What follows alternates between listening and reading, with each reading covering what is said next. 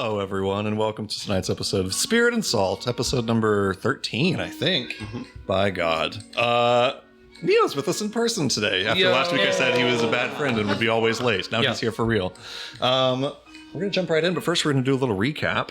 Last time on Spirit and Salt, you guys arrived in Hallowhive, went through a bit of a security interrogation upon entering, being asked a bunch of questions by some guards with a candle that lit up differently if you lied in its presence.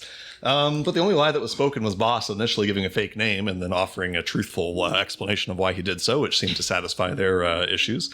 And with that, entered into the city of Amber and kind of beheld its wonder, this sprawling city in the Underdark, sitting under the light of the lamp. And as you were kind of moving through the town, seeing the sights, Ghost especially noting that everything seemed quite sort of tense and on edge here, you made your way to the Clutch, where you gave them the bodies of the two travelers that you had recovered on the way to Hallowhive while traveling through the Underdark, along with their belongings. And then made your way to the Citadel, where you got young Timothy Crimple enrolled in the Citadel to get his studies started. Let's see. While you were there at the Citadel, asked after Mr. Fillard Grimm, asking the librarian Noha Dogomai if she had seen him, if he had been there. Which she revealed that yes, he had, but also he had been exiled from Hallowhive and sent to the Abyss. Essentially, the queen of Hallowhive, Fea Tumanai, had proclaimed that the contact with the surface had been the cause of the eclipse. And that in order to rectify that, they were going to essentially end all travel to and from the surface, enacting essentially a total travel ban and trade embargo, and just utterly closing themselves selves off to the surface world. And as part of that proclamation, she had also banished some criminals to the Abyss, to the lowest stratum of the Underdark. This is the domain of sort of fiends and the like. Among them, some things that kind of made at least a little bit of sense, some like cultist worshippers and some murderers and such, but also Fillard Grimm, a foreign traveler who had been here seemingly just researching shit. Very strange, very unprecedented, an odd escalation and overreach of the church to banish somebody like that. With that revelation in hand, you guys, Ghost led you to the Society of Enlightenment, the sort of secret society of intellectuals in the city, to sort of rest for the night. You were all still pretty beaten up from your travels through the Underdark, and it was late. Where you met Salilok, his little illithid, neurodivergent friend, and got a little bit of rest in there. A couple people went to the bathhouse, had some conversations. Boss sort of expressed quite a lot of... I don't know, angst and anger and distaste for the current situation, a desire to immediately go after Fillard. But you guys kind of talked him down at least to the point of waiting till the next day to get a rest at least before pressing into the most dangerous stratum of the Underdark. With that, ended up getting a night of rest. During that time, Marble made a set of arcano-mechanical prosthetic legs for young Master Timothy Crimple so that he could walk with his prosthetic. And then the following morning, went to hear a proclamation by the Queen where she announced this trade embargo, or travel ban, trade embargo, all that stuff.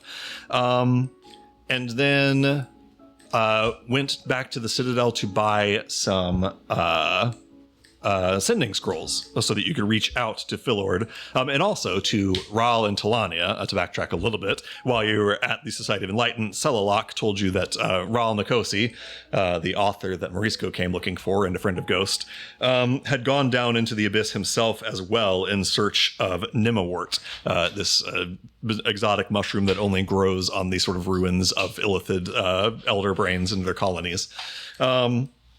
So you had multiple reasons to go down into the Abyss after these people, after Grimm, after Ral, and also, unbeknownst to anybody besides Patches, after Caraso Kyo, this Santi Silenziosi rep that was also banished as part of this mass exile banishment.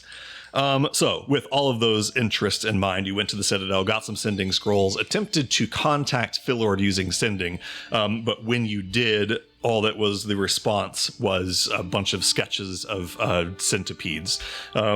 And you're able to deduce essentially that while Fillard was alive, he was under the effect of some sort of nasty curse, something akin to a tongue tie spell, that was preventing him from being able to communicate telepathically with you. With that having failed, you then tried to contact Ral Nikosi with the sending spell, and that likewise failed. You were able to contact him, it reached him, you were able to deduce he was alive. However, he offered no response for whatever reason. There was no response from Ral. So, having reached kind of a dead end with all of these communications, you guys decided you were going to set off towards the Fungal Canyon, this sort of district of Hallowhive off to the west of the city of Amber, where you had some reason to believe that there might be like criminal contacts there who might be able to get you down into the abyss. Particularly a gentleman by the name of Jakraush, who apparently runs a shop called the Shade Crag Bazaar, and Celalock believed that he might be able to have some sort of lead for you guys on how to get to the abyss. So, with all that information in mind, armed with all that, you set off on one of the worms that travels through the city and took you to the Fungal Canyon, where you had just arrived as we were about to get started. But before we arrived there, I'd like to go back a little further in time. The warm air of late summer moves in a gentle breeze that causes the treetops to sway in a peaceful dance, overlooking a little pond of crystal clear water. Lily pads and the first fallen leaves of the season rest on the surface of the water. Everything is very calm and very quiet, as if nature is growing weary of the long heat of summer and knows that soon it will be permitted to rest for a season.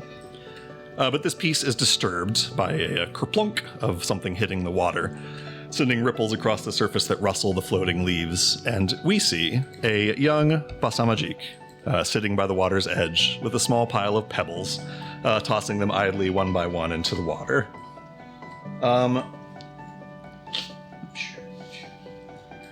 Boss, you're older now than we saw you in your opening scene, about 14 years old now. Beginning to show some of your mother's height, some of your father's muscular build. You feel older too. You feel quite a lot older, in fact, than you did just a few short months ago. You've been forced to grow up at an unfair pace as of late. To say that this has been a hard year would be a vast understatement. Your homeland of Harsaman, and indeed much of the continent of Spyrus, has been during the summer months, besieged by foreign adversaries from Ternaya. Ships, the likes of which you had never seen, bearing soldiers with weapons the likes of which you had never imagined, landed on the shores of your homelands and spent months attempting to conquer them.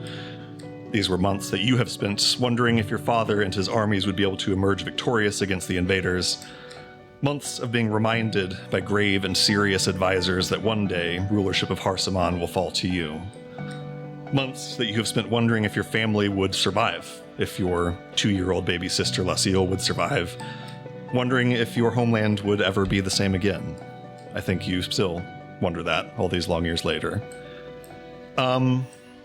Nearby, through the open sides of an ancient stone shrine, you see your parents, who are seated cross-legged on meditation pillows in front of an altar.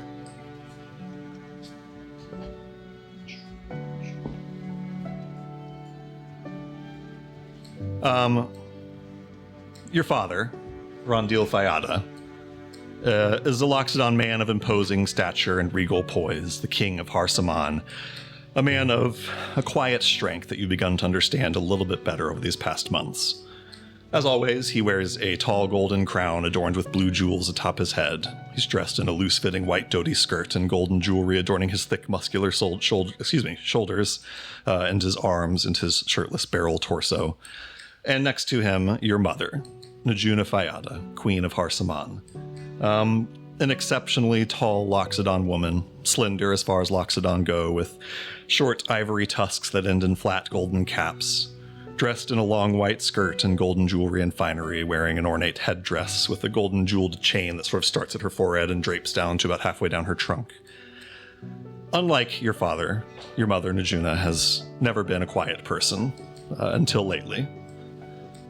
During the siege of Harsaman, your mother was captured as a prisoner of war by the Ternayans, held hostage for nearly 2 months aboard the Glass Empyre, the Ternayan flagship captained by the General Victor Adamante. She was rescued and returned home and has been back home for about a month now, but something has changed in her. She doesn't smile the way that she used to. It feels forced when she does. Sometimes she breaks into unprovoked fits of crying from which even your father can't comfort her. She's just so quiet now. Your parents brought you here to this place today, this quiet little shrine. It's a sacred place among the rolling green forests of Shashvat Shayar, the holy land of Harsaman. They said that they had something they needed to talk to you about, but first, they said that they needed to pray. So as you were sitting by this little pond, this little pile of pebbles next to you that you've been just kind of idly tossing into the water, your parents nearby praying in a shrine, what do you think 14-year-old Boss has going through his mind? Well, knowing what the last few months have been has definitely changed him, like as you said. Forced him to grow up very quickly in a lot of ways. He's seen a lot of death, and a lot of people that he knew that were close to him are no longer alive, or at least no longer here. I think, it's just any other 14-year-old, even one who has the upbringing of someone like born into this like royalty. It's just confused and angry and sad and scared, and yeah, there's a lot of confusion, a lot of frustration. For sure. Fury's a hell of a bitch. Yeah, a lot of feelings that a 14-year-old shouldn't have to deal with, a lot of anxieties that they shouldn't have to think about. And as you sort of ease your worries by just idly tossing stones into water, you eventually hear your father's voice kind of summoning you to the shrine. I assume you stand to enter. Just stand and walk over. And I kind of apprehensively, not really looking forward to what this conversation is. Like, going to Shashvat Shayar has always been like a sacred thing, and I was taught to revere this place. So to be here after such like solemnity, it feels kind of worrisome. So I just like apprehensively climb the stairs. Yeah. Walk up, say, "Yes, Father." As you reach the top of the stairs inside, you see that your parents are still seated on their cushions, though they've kind of turned to face the door, and then they've put a cushion in front of them for you to sit in as well. You see, as you look, your mother has clearly been crying. Her eyes are kind of red. And even your father, who is not especially prone to emotional expression, you can count on your hands the number of times you've ever seen him cry in your life. But even he has tear stains in the corners of his eyes. And as you ask after them, you see that your father is holding at his side, kind of very formal and regal, his staff. For our friends at home, this is the same staff that you see Boss holding in his sort of, in his imagery, in his picture. And if you would, Steph, if you would describe your father's staff. So it is about just over waist high. The head of this, it's a wooden staff, of course. The head of the staff is ornately carved as the globe. And basically every known land, continent, island is very, very ornately carved into this. And the house sigil of the Fayada is directly over top of the island of Harsaman, like very intricately, very smart, very small carving. Yeah. As you enter, he places a hand to the top of the staff, moving his hand over the dome of the globe, and speaks the word Roshani, and it begins to glow brightly, filling the shrine with light. And he kind of gestures at the cushion and says, "Sit, Basamajik." Hesitantly, I do walk up and obey, and I take a seat. As you sit, you see that your mother has in her hands, kind of folded in her lap, a dagger in an ornate sheath. You have seen this dagger before. She's always carried it on her person. When you were younger, you often wondered if she had ever had cause to use it. And she pulls the dagger from its sheath, showing you the blade. Again, this is the dagger that you've described a couple times as Boss having on his person, but if you would please, could you describe this dagger? So this is an obsidian dagger, and for all of the fineries that the family seems to hold on to, and all of the nice clothing and everything, this dagger is kind of jagged, except for the hand wrap itself is like very, very tightly done and ornately done with beads kind of like wrapped into the silk of the actual grip. Mm-hmm. And there's just some rough edges, but it is like about 10 inches long and obscenely sharp. Yeah. As you study this blade, your mother speaks and says, "This blade is called Thikara. carved from the very stone of the holy mountain of this island. It was a gift to me from the priestesses when I was born. I had hoped to pass it along to my own children someday. A symbol, an heirloom that you could wear with pride, but a symbol only, not a weapon. I never knew that a day would come. And as you hear her voice kind of quiver with emotion, she steals her resolve. Your father places a hand on her shoulder in support. And she looks at you and... Samajik, all that I have ever wished was for you to have peace and safety. And in this I have failed you. The day may come when you will have to fight. When you will have to defend yourself or your family, your sister, or... And here you see that she pauses, tears kind of welling in her eyes, and breathes in very deeply with a hand placed to her belly. And for a few seconds, she just stops and closes her eyes and breathes. And eventually, when she opens her eyes, she puts the dagger back in its sheath and gestures it towards you and says, "This blade is yours now. I hope that the day never comes that you should need it. I hope that the dark days are behind us, and that this dagger never leaves its sheath again. That it can be for you what it would be, what I thought it would be for me. A symbol, an heirloom that you would one day give to your children clean and unused." And then she kind of, a little surprisingly forcefully, pushes the handle of the blade into your palm for you to grab. Do you do so? How do I do so? No, do you do so? Do you take it? Yeah, I mean, I take the knife, but at the same time, I think ever since she mentioned my little sister and then touched her belly, my eyes are just going back and forth between the king and her, and my father and mother, just looking back and forth as a 14-year-old might. Yeah. Roll me an insight check, and you don't have any stat here, I don't think. Just roll a d20 and add like 3, let's say. 12. There's something there, obviously. Boss is smart, and he's been forced to grow up a lot faster than he needed to, but you, at least on a 12, imagine this is what you were brought here to talk to about today. Yeah, sure. I think that's on the nose, but... Can I read anything besides... I mean, I guess... I don't even want to ask that question. I was going to see if I could read anything on my father's face, but he's so stoic. Yeah. You do look and study his face, and... like you said, it's stoic and it's quiet, and there's something unnerving about this dagger in your hand. You kind of notice that your hand is trembling, and your mother noticed this as well and kind of gently but firmly wraps her hand around your hand to steady this blade and says, "If the day comes when you must fight with this blade in your hand, know that you will feel my hand on yours."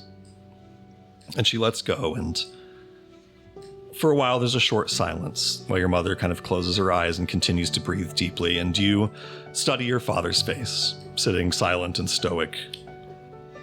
And in this momentary silence, you find your eye drawn to the glow of his staff.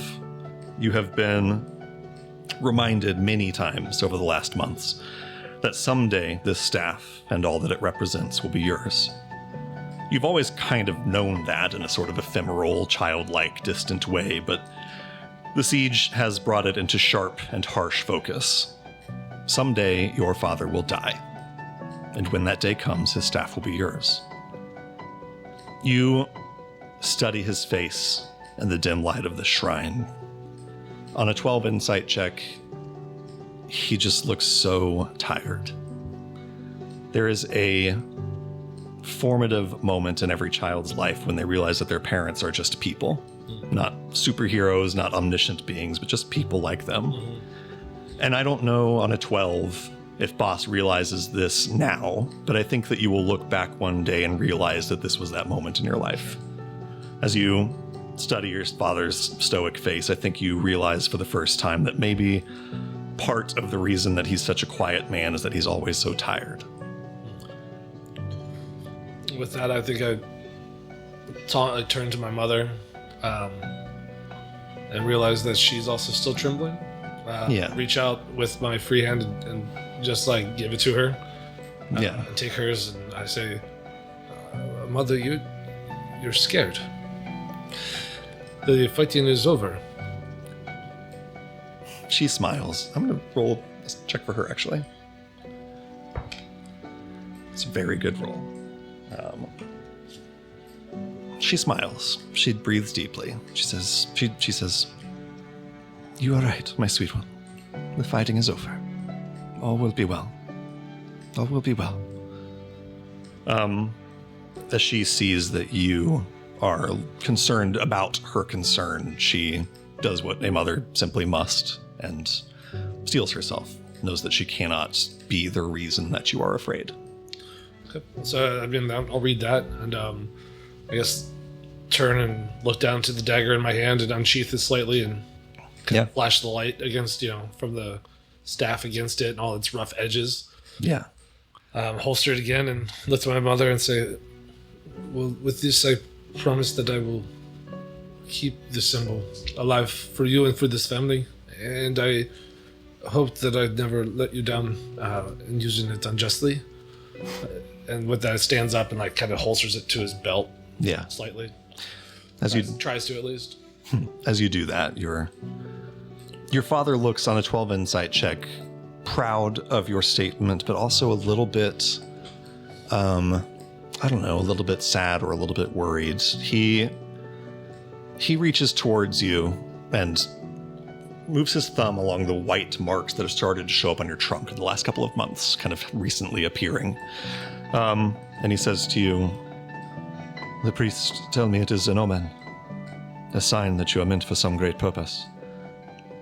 My son, you have been told enough times that one day you will be king, that one day you will rule, that one day you will fulfill some destiny. All of these things you must one day live up to." And kind of places a hand to your cheek. It says, "Hear me, Pasamajik. I do not care what purpose you one day fulfill. You are my son. That is all. You owe me nothing else." And with that, we move ahead a little further in time. Starts crying. Me too. Everyone, I'm crying in the future. I don't even know about it, but I can feel Everyone's crying. Oh, no. Oh, shit. We see a ship sailing eastward in the late dusk hours as the sun has just disappeared beneath the horizon behind it. The sky behind this ship is brilliant in oranges and pinks as the sky ahead is deep purple fading to a dull gray-black. Far in the distance, we see the shores of southern Gati, and somewhere beyond sight are the Isles of Panchbahan to which this ship sails. The ship is relatively small and modest, no weapons to be seen, clearly some sort of merchant vessel or the like, not a ship of war. But the crew, nonetheless, carries themselves on edge and alert, looking to the horizon behind them as if fleeing something. And we move below deck.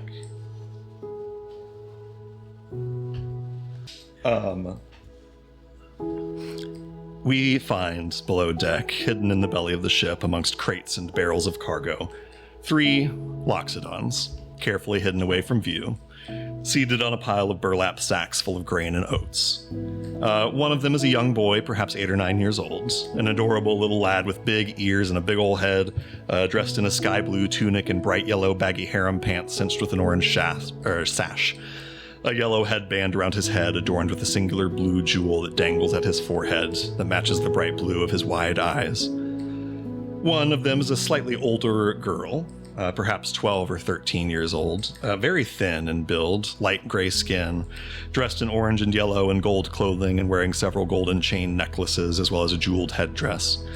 She has the same dark shadows around her eyes as Boss, accentuated by a bit of makeup that she's wearing, though that has been smeared a bit, as clearly she has been crying. And in between these two, we see Boss, no longer the child that we saw in that shrine, but a grown man of 23 years. Boss, you're seated between your siblings, your little brother Najayaj and your sister Lasil. The 3 of you have a long, ratty, moth-eaten blanket pulled over yourselves against the cold and dank of this merchant ship's cargo belly. Naj has his head resting on your side. Lasil's back is to you with her back kind of resting against your arm and your shoulder. Everything is silent, other than the creaking of the ship and the lapping of waves outside, the occasional shouts of crew members. But amongst the 3 of you, The silence is thick and tangible. There's a question that hangs in the air that none of you dare to speak, for fear that speaking it aloud would bring it to life, would force you to confront an impossible reality. But try as you might to avoid it, to chase it away from your mind, there it sits before you. Held in between your hands, we see your father's staff. It looks strange in your hands as you turn it in the dim light, like something out of place. What is on Boss's mind as he sits here in this awful, pregnant silence with his brother and sister leaning on him? Well, I think the gravity of what just occurred is setting in finally. I think this is the first moment of silence that he's had since the attack, I would say. Yeah. And to, I don't know, I think there's a bit of resolve in him now as he sits there, like, tight-jawed, staring at the far wall. Not really seeing anything, just staring into the dark, into the abyss, just kind of letting the light of the dim light of the staff kind of, like, hit his eyes. And, as he reflects on all this stuff, I think he's happy and takes a little bit of a small amount of pride that he got his siblings out. Yeah. Especially Naj. Najayash has just been hiding, and he was able to find him in time to get him out of the castle. And I think he's happy to have the siblings with them. Yeah. He has that fresh memory of that last look that he got of his parents, as he was starting to flee as well. Grabbing the staff, knowing what that meant for him in that moment. I think there's just that downward spiral of those thoughts that kind of hit him. That last look of his mother's eyes as he left the room. I think that you will, as long as you live. Loxodon are known for very long lives. You may live to be, if you are not, killed by some disease or some violence, you may live as long as 250, 300 years even.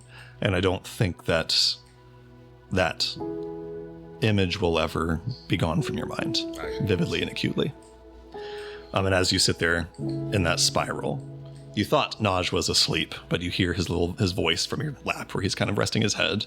Can you tell me where we're going yet? No, I do not believe that this is something I can tell you right now. Well, are Mom and Dad going to meet us there? Najaya, why not that you sleep for now? I can tell that you are tired. We will talk when you wake. You see him do the well-mannered child thing of closing his eyes and trying to go to sleep, and there's a momentary silence, and then you hear Lucille's voice without turning her head to look towards you. With her head still kind of looked to your side as her back is leaned on your arm. Why do you have Dad's staff, Boss? Lucille, not right now. No, Boss, why do you have Dad's staff? Lucille, you know I have other stuff. Don't make me say it. You hear her breath ragged on your shoulder of her taking deep breaths. She says, "Actually, make me a persuasion check, please."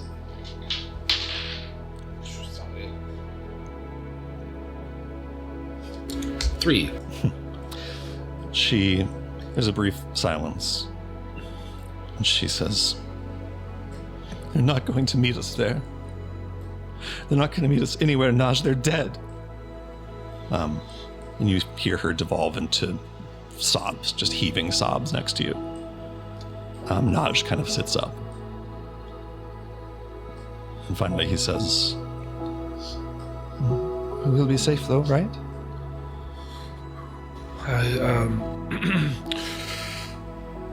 I put my arms around, I set the staff between my legs, kind of back against me, and kind of set it behind me so the light's not in our faces, and I pull them both in closer. And I say, Najayash, may I tell you a story? He nods. Kind of sits up proper so he can look up at you as you speak. There were once two very brave Loxodon that had to fight an evil, a very large evil, one larger than them. But by their resolve and by their might, they were able to do so. Out of it was born a charming, young, beautiful Loxodon full of promise.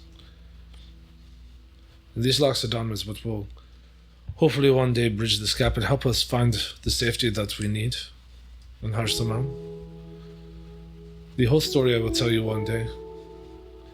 But I need you to know that you are important in this, and that even if our mother and father will not find us, you will be okay. This I promise. And I turn to Lassie and say, and this I promise you too. We will make you safe. We will keep you safe.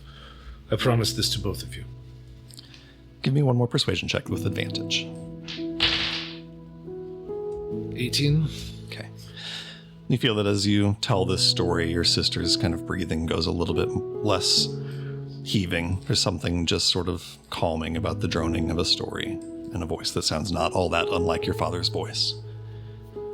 And Naj looks a little proud, a little worried, and he wraps his fingers in between yours and says, Aksath Behetar, we have to stay together.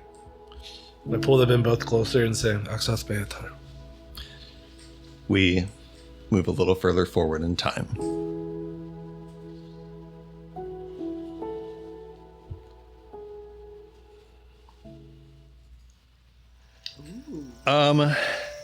Where we see the great city of Shahi Shahar, capital city of the nation of Gati, and indeed the power center of the entire continent of Spyrus. It is a city built mostly in the foothills of great green mountains, surrounded by lush forests and cats, and vast meadowlands, walls of white stone and gates guarded by knights on horseback, booming with livelihood and commerce. Built into the sides of the mountains themselves are enormous platforms carved partially into the sides of the mountain and built partially out of gray stone. Platforms so gargantuan as to hold entire districts, themselves each the size of a small town.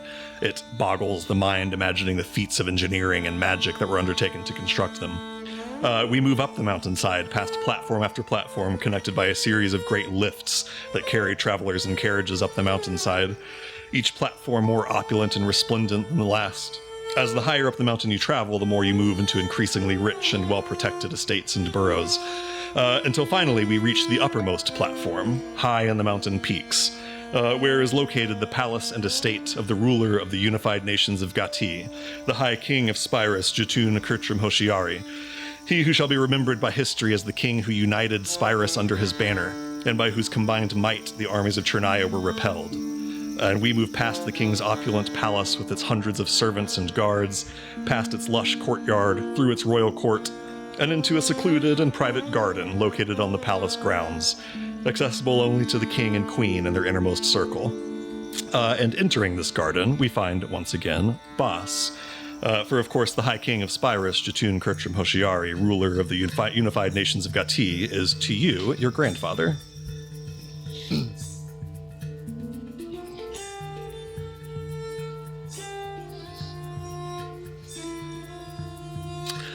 Boss, as you enter the garden, you can see your grandfather, the High King, is standing in a gazebo that is painted white with a golden dome.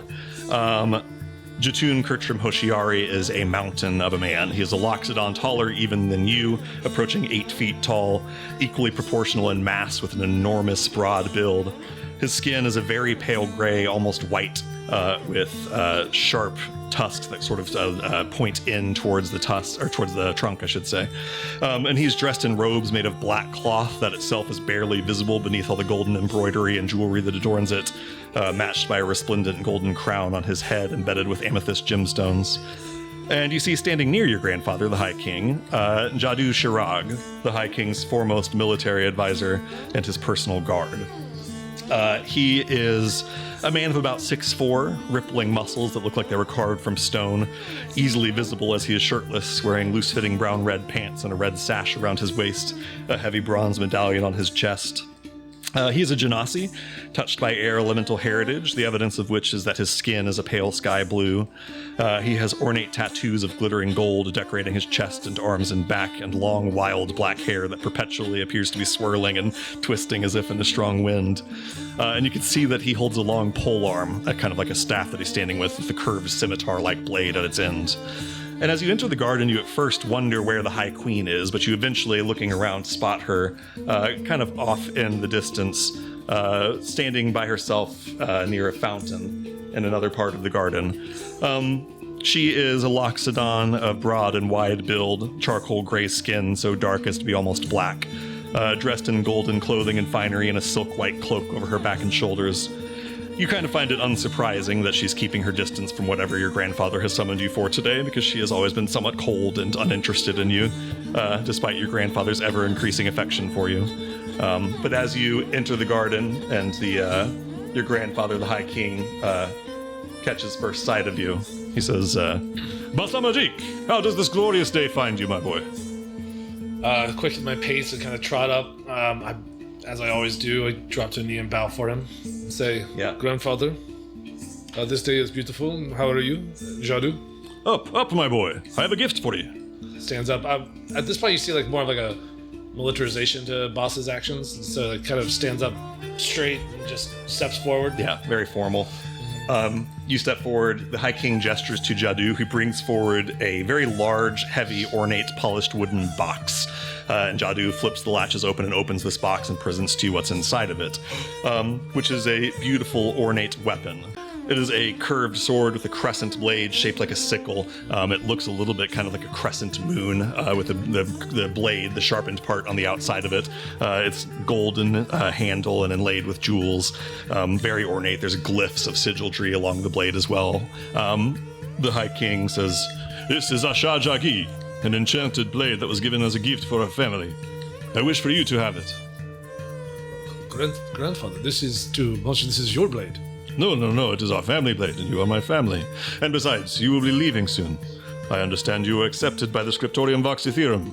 A high respect, you bring honor to our family. Yes, Grandfather. I'm happy to hear this. I do plan to leave within the next two months, I'd like to say. He nods, and aside of who the blade should go to, no grandson of mine shall go out into the world unprepared.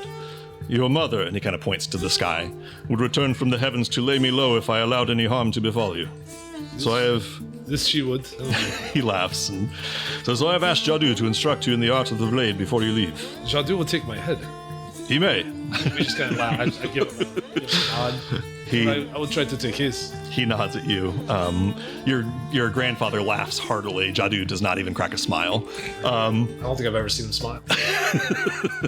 But Jadu says, there is no more capable or qualified teacher on this continent. And to that compliment, Jadu bows slightly.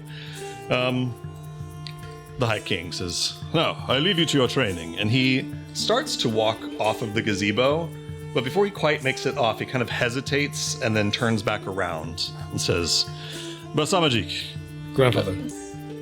I know that it must not be easy for you to see another man rule in Harsaman in your stead. I do not know how to feel at this time of this. I respect your decision, but I'm not. I know that my father would not care for it. This I understand, and though it may not seem it, it pains me as well. Lord Vaknis is a capable figurehead, but he is not my daughter's son.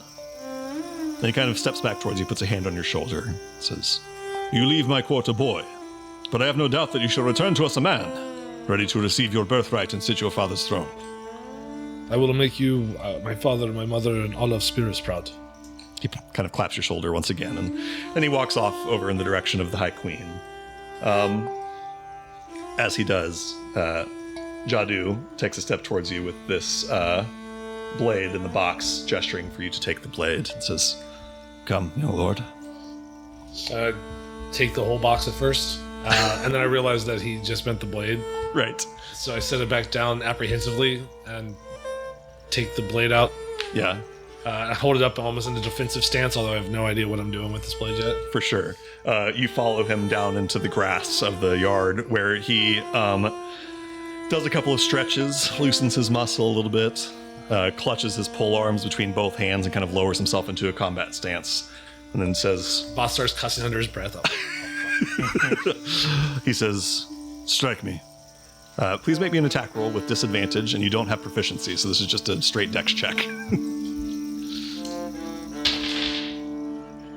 Oh, okay. 7. With seemingly no effort Sorry, whatsoever. disadvantage? Yes. 5. 5, perfect.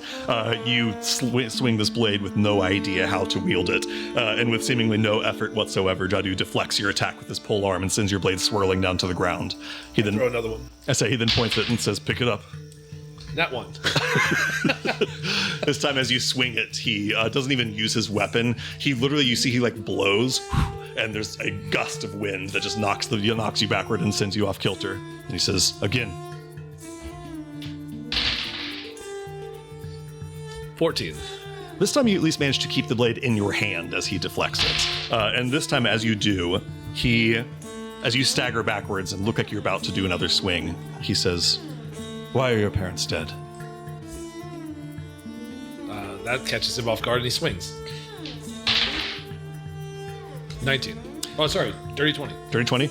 Once again, this time it takes effort. This time he swings his hand up, and there's a gust of wind that forms like a gale around him that deflects your side. But it took him effort this time.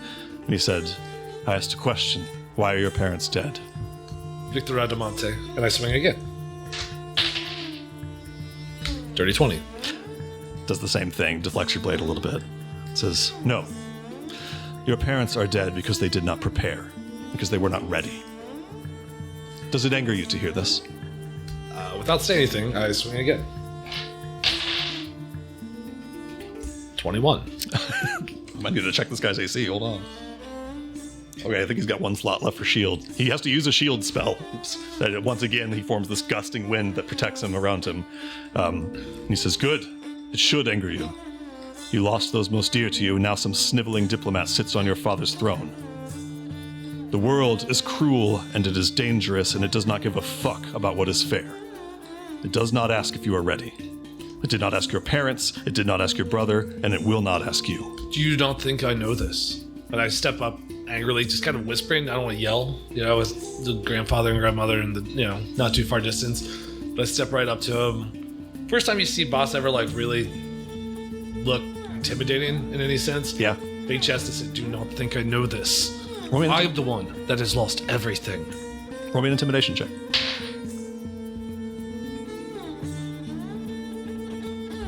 15. For perhaps the first time, you see a slight grin on Jadu's face. He says, "Good. Now, are you going to make yourself ready?" And I just nod, solemnly nod, and I say, "Can you make me ready?" We cut forward once again. Those dice rolls were insane. Yeah, that was crazy. Can we just do this the whole session? Yeah. But we're not done yet. We got about 6 more vignettes. Yeah, we're going to do about 2 more hours of this. And then we're each doing one? Okay, got it. Yeah. We're all fighting this guy. We'll get to the abyss. It's everyone fighting Jadu. Yeah. It's the same scene, but each character's walking. Right. Yeah. Nobody wants to fight Shabu, trust me. No, but it's all of your backstories, but they still also all end in fighting Jadu. Nestled high in the red, ruddy heights of the Bastion Mountains, we see the steepled towers and ancient walls of the Scriptorium Boxotherum, a fabled place of learning and of magic, a secluded place surrounded on all sides by mountains and wilderness that eventually give way to badlands, and beyond them the vast desert of Akkad. From the outside, it looks more like a fortress or a monastery than a library. There are stained glass windows and tall stone walls, and indeed, there is a monastic order that resides here, serving as the protectors and guardians of the Scriptorium and all of its ancient secrets. And in this moment, under the cool air of an early spring in the mountains, we see a group of the monks of this order outside engaged in training.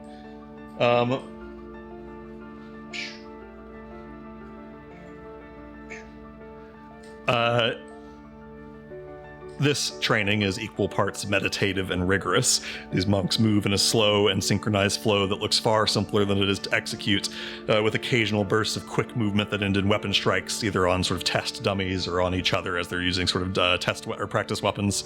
And amongst these practicing monks and these test dummies, we see Boss, with sweat dripping down your brow as you try to follow along as best as possible with the monk's movements. What weapon do you think Boss is practicing with in this moment? I don't know if he is. I think the staff is secured to his back as always. But I think at this point he's not using any weapon. He just has his wrist wraps on. Yeah. And he's protecting that, and he's just trying open arm strikes. Hell yeah. As you're just sort of practicing your martial arts on this dummy and giving a couple open arm strikes and things, you hear in the midst of your practice a voice from a short way away. There you are. And you see Philord Grimm approaching out the gates. We haven't seen him in a while. He's an older half-elf man with wrinkled white skin and crow's feet in the corner of his eyes, sharp features, long, slender, pointed ears. He has a short, close-cut white hair and a neat, trimmed white beard, long, wispy white eyebrows and mustache. He's wearing kind of classic wizard robes with wide sleeves. They're green and purple and embroidered with sigils and glyphs. And the collars of the robe, or the collar of the robe, is huge and six straight up, extending almost all the way to his pointed half-elf ears. He's approaching you with a book in his hand and glasses on the end of his nose, not even looking at you as he speaks. Says, I've been looking for you, old sport. I found this fascinating piece of spellcraft in one of the old scrolls. They've notated the directional ether gradient entirely in reverse, but nonetheless it still seems to... And he abruptly stops as he looks up and notices for the first time that you are, like, sweaty and engaged in physical training. And he looks at you kind of aghast. Says, good heavens, boss, what on earth are you doing? 1 second, Master Grimm. And I do a quick 1, 2, 3 on the dummy. And I turn to... the leader of this training regimen. Yeah. I take your leave, with your permission. He nods at you. I turn towards Grimm and I say, 1 second. And I like wash my face off, wipe some sweat off, and I say, can we walk? May we walk? I'm taken aback, boss. I took you for an intellectual sort. Isn't this a little brutish for you, old chap? Master Grimm, as much as I would like to spend my entire day with you in the library, there are needs that I have found unwelcome and necessary. Interesting. I suppose I don't know, I'm put off by violence. It's hard for me to see it as the ideal solution in any scenario. I have trouble seeing its intellectual merit, you understand? This I do understand. Nonetheless, I cannot stop my training. He, kind of shrugs. This, like, it's wild to hear a man kind of, like, talking about the intellectual merits of combat in a group of monks that are protecting him so that he can research. But, he says, perhaps I'm just getting old. I think Boss has already, like, taken up the idea that, like, Grimm's a pacifist and, like, you know, just... He doesn't. He's not going to question it or try to like convince him that it's okay. He's just like it's like let the old man have his ways. For sure, you know that you'd be quite unlikely to get him out of his ways even if you tried to. So, he says, any fighting days I might have had are long behind me. Well, in any event, old sport, if you're done getting your hands dirty, come inside. I have some things to show you. Yes, master. And as you're walking back inside, you see off in the distance as the monks continue their training. A young monk. Is it an armadillo? It is indeed. It's kind of an armadillo person who is seemingly a novice. He is struggling. He's like stumbling, trying to keep his balance, and his weapon keeps glancing off his training dummy. And you see for a moment as you kind of step away with Grimm that he like gets really frustrated and kind of slams his bow staff down on the ground and puts his hands on his knees to catch his breath. I don't know if you do anything or if you just continue walking over with Grimm. That's completely up to you. Is he like close to me? Fairly close, yeah. You walk kind of past him. I reach up, put my hand on Grimm and say, please hold for a second, master. And I walk back and I kneel down and I take the staff and I pick it back up and hand it to him and say, he's younger. Yeah, he seems younger, maybe in his 20s. I know this may seem frustrating, but this is just as important as the work that occurs inside this library. You must protect this sacred place and this whole order. Without you and the likes of you, we don't know what sort of evil we would have to face without your powers. Please, for all of us, for yourself, for your family, for anyone that you hold dear, keep up. Give me a persuasion check with advantage. 19. 19. He takes a deep breath, closes his eyes, he says, thank you. Yes, I'll try. I'll keep trying. And he like takes his staff back from you if you've picked it up for him and kind of begins doing a couple more little stretches and moves as you walk away with Villard. And we move forward a little further in time, unless you have something you... Got it. That's it. I'm waiting for you to cut to him with the shotgun in the car for the first time. It all accumulates there. That's where it all ends. We go back to episode 1. I also resist making a joke about the Genasi blowing your grandpa this whole time, and I just wanted to bring it up now that Thank it's you. too late for I me. appreciate your self-control, yeah. I do appreciate that. Yeah. Hey, round of applause. Thank you. I bet he's blown that entire family a few times. Totally. Absolutely. And every single one of his enemies. We find you inside the scriptorium in the same library chamber we've seen you once before. You're on your own at a desk with a few books open in front of you. Grimm departed a couple of weeks ago on his research expedition to Ocassus, which has left the place feeling a little bit quieter. In front of you on the desk is the original Voxa Theorem, this legendary book that is the namesake of this place that has become a second home to you. And as you are studying, you've sort of lost track of time, and you look out the window and realize that it's already late afternoon, and you've been sitting here since early this morning, poring over various texts and scrolls. And then you start to hear an unfamiliar sound outside, at least unfamiliar for this place. It is the sound of bells ringing. You step out to the balcony and see that in the watchtower at the front gate, someone is ringing an alarm bell. And in response, you start to hear more bells ringing from all across the campus. And as you are watching, there is a massive explosion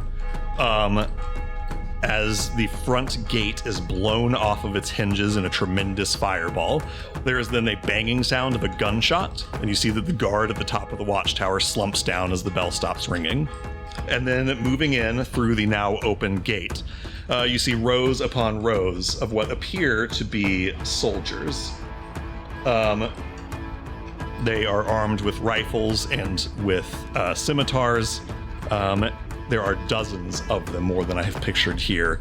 Nearly all of them appear to be Dragonborn.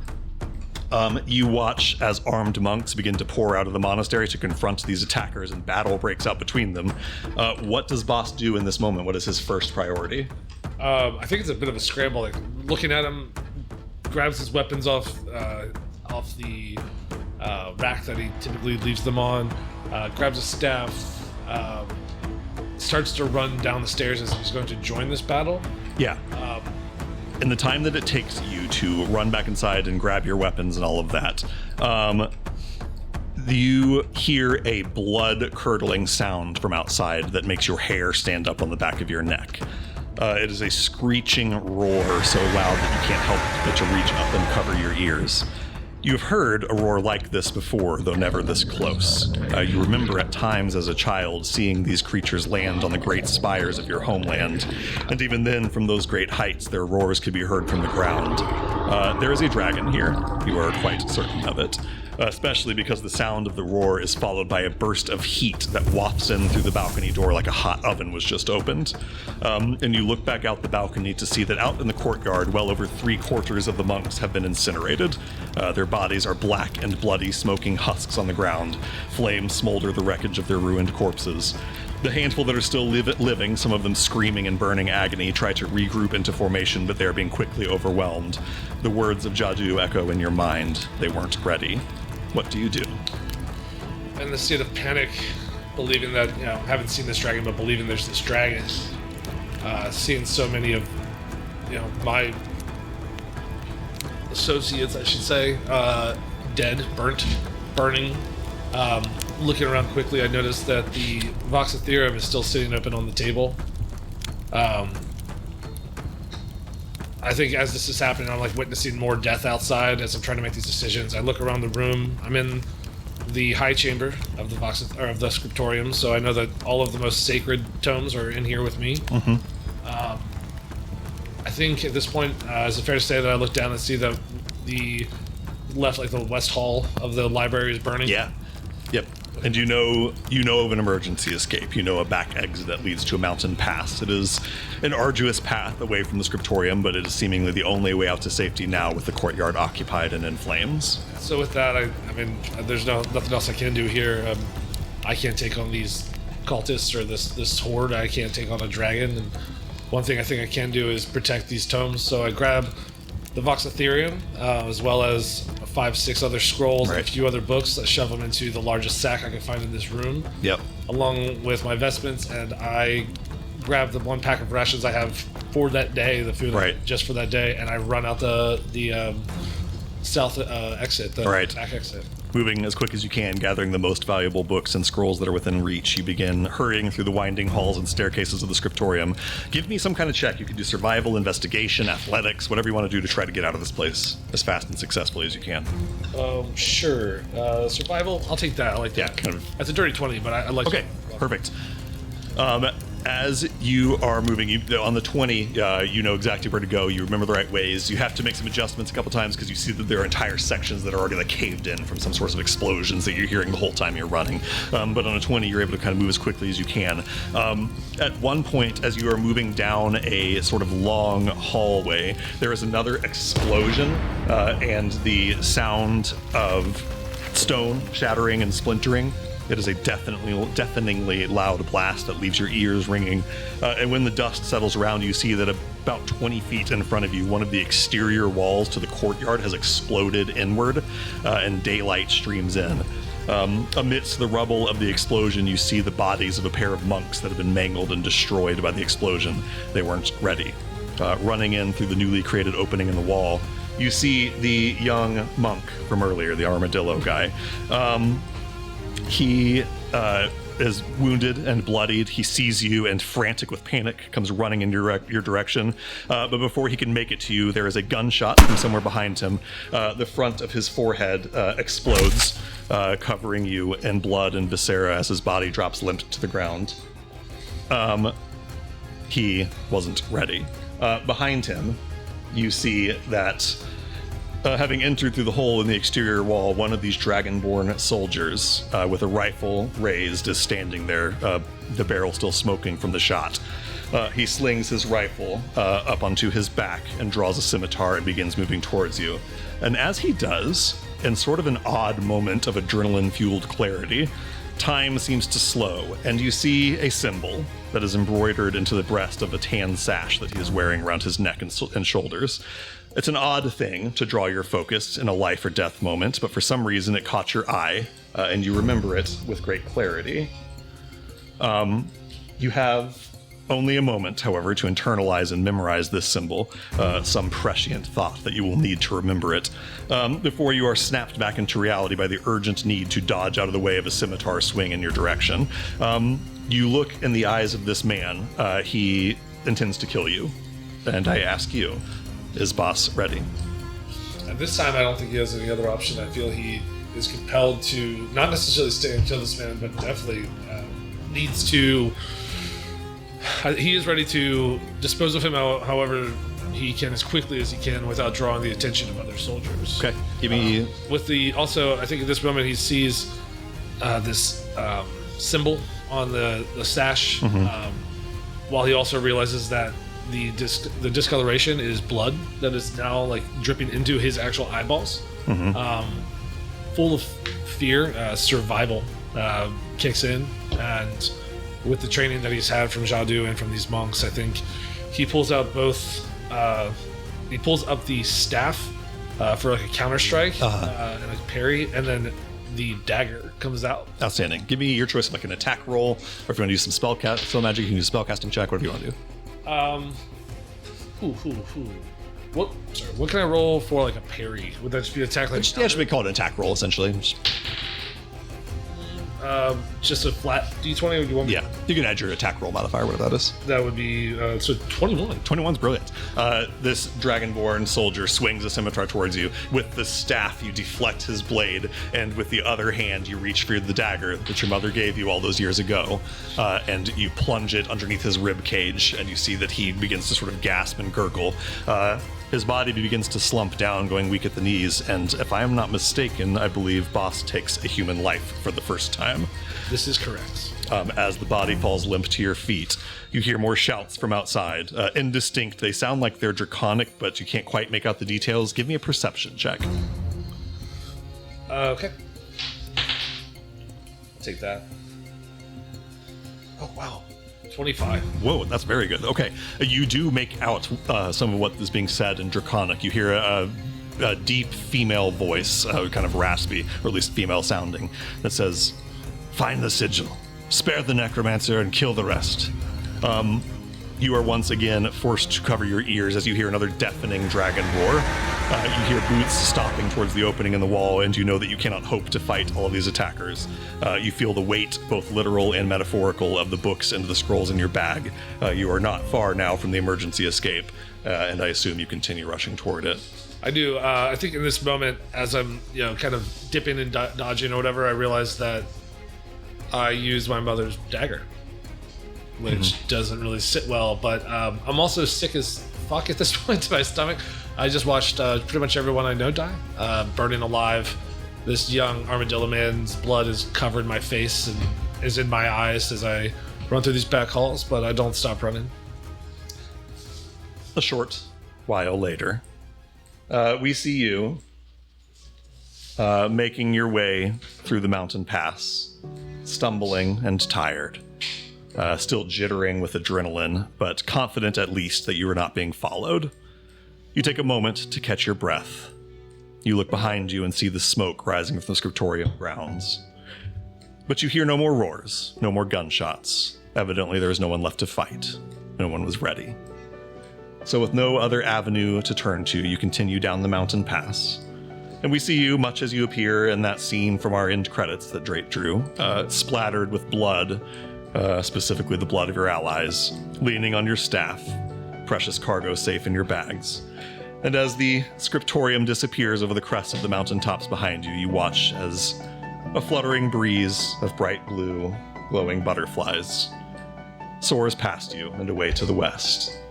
And we return to the present day as you guys arrive at the Fungal Canyon. Who's ready for some tone shift? I just had the craziest dream, you guys. Together once again, thank you everybody for sticking with that. We arrive at the Fungal Canyon. It is this dark, at least relatively speaking, darkened place nestled into the southwestern sort of corner of the verdant path of the kingdom of Hallowhive. A place where the subterranean river digs itself into a little ravine and is thereby shaded a little bit from the light of the lamp. And you guys know this to be home to mostly myconid, some kobolds, other underdark species that don't prefer the light, that prefer the darkness, and kind of, if you'll pardon the awful pun in the world building here, kind of a shady part of town, where sort of underhanded dealings tend to happen based on the things that you guys have learned about this place so far. Oops. Go ahead, Marble. Who got inspiration? Oh, thank you so much for reminding me to do inspiration. I waited very patiently. You waited that whole time to do that. That's I great. think Zeke is it for all that writing. For all my monsters. Right? It's so you're so poetic. Hey, thanks, guys. That means a lot. I appreciate that. One goes to Marble for building Timothy Crimple his leg braces. Nice. And one goes to Boss for you, just generally speaking, your I don't know. I was specifically for like the wall punching outburst last episode, but it was for much of Boss's sort of handling of the Fillard Grimm situation. Thank you. I tried to keep it real. Does the trying to keep it real. Honda Odyssey get inspiration? Yes, that always gets inspiration every session. Does it stack for the Honda Odyssey? It does. It has right now 13 inspirations. But it's with That's just from this campaign. It's with the Honda Odyssey though. It is with the Odyssey. You have to get to the Odyssey to get it. I'm assuming that it can use all of it at once. And only the Odyssey can spend it. And I control the Odyssey. And it spins it on my monsters. Oh no, the bad evil guy is the Honda Odyssey. We have to defeat it. That's the big baddie. So, with that, it's maybe, I don't know, 10 a.m. or so. You don't know? I thought you were the DM.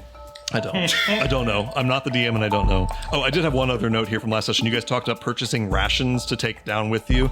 If anybody wanted to do that, you can pay as little as 1 mark per day for just like bare minimum My mom rations packed for a lots of person. lunches, so I think I'm Yeah, so good. don't we have You guys have a shitload of food still, but there was still talk of buying rations, so I leave that to you guys. Someone's also been. I only have so much magic, but what I know is how to make field rations for mana. So, like, we will not starve. Lovely. This I'm okay with. They're not tasty. They are. Hardtack and berries, great. Yeah, it is. it is not. It is not amazing, but it is edible. It is ready to eat. I guess it's that or sugar water and mushroom soup. So It is nutritional. So with that, you guys have arrived at the Fungal Canyon. The leads that you have here are essentially just like Patches found some thieves' camp sort of graffiti that essentially said like, if you need to do shady shit, don't do it in the city of Amber. The Fungal Canyon is a better place to do it. You guys have a lead on a fella named Jacrouch who runs a shop here called the Shade Crag Bazaar. Go ahead, Marble. Okay, so hear me out. Are we far enough from the city that I feel confident that we could take a photo of the city without getting in Jesus trouble? Christ, guys. You're probably too far from the city to take a photo. You can see the lamp. You might be able to see like the skyline a little bit. So, and as far as like that's up to you. Give me a perception check. Technically, it's up to Patches. Oh wait, we can look at the lamp now. No. No, we cannot look at the lamps. sakes, Guys, have you looked at the lamp? stupid. So we are still in. You're Hollow My High. perception roll was 8 only, so. Okay. On an 8 perception, you look around. You don't see like Xanthian priests walking around or anything. So do what you will with that information. Mamma mia, that lamp looks so cool. And for the record, there is kind of an element of it's like hard. Like when you were in the city of Amber, it was easy to not stare straight up and gawk at the lamp. Now, if you turn your head towards the city of Amber at all, you it's at least in your peripheral. You can't get it like completely out of your line of sight. In your peripheral, where like all of a sudden you start seeing spots everywhere. Kind of, yeah. It's a little bit like when you're driving in the sun. You have to like put your windshield like shade thing, your visor. I Thank get you. my visor Put your down. visor down to make sure that you don't look at it. I assume that the moment I start reaching for it, Ghost starts shooting me shade, because that's what Drake did in IRL, so I will not do that. Understood. Even though I really want to. Ghost, senses you thinking about your camera and gives you stink eye. If you think about what I think, I rolled a 1 on my wisdom save for a 3, so I'm gonna look at the lamp. Okay, cool. Yeah, you look at it, it hurts your eyes like looking at the sun does. I don't see what the big deal is about it. Just Yeah, looks like a light to me. you kind of like blink a couple times. You have that weird like shining like spot behind your eyelids when you close them. But it doesn't, you don't go blind. You don't hear like angels singing in your mind and your ears start bleeding or anything. Just it feels like you looked at the sun. Okay. really This is overhyped. we're also fairly far away at this point. At least if Yeah, you are pretty far from it. We're Yeah. only seeing the skyline. I mean, this thing's like what? Yeah. Pebble in our eyesight. Right. Looking in the distance, it looks like the sun setting over a skyline off in the distance, kind of. Just still as bright as the midday sun. Yes, exactly. Weird visual. Go ahead, Marple. I'm gonna do one more thing before we get too much into stuff. So, at some point, Mursco looks at the light and makes that comment, and Marple just kind of freezes and goes, "The light," and he like runs over to Bones and he just like grabs. He's like, "The light." Yes. What of the light?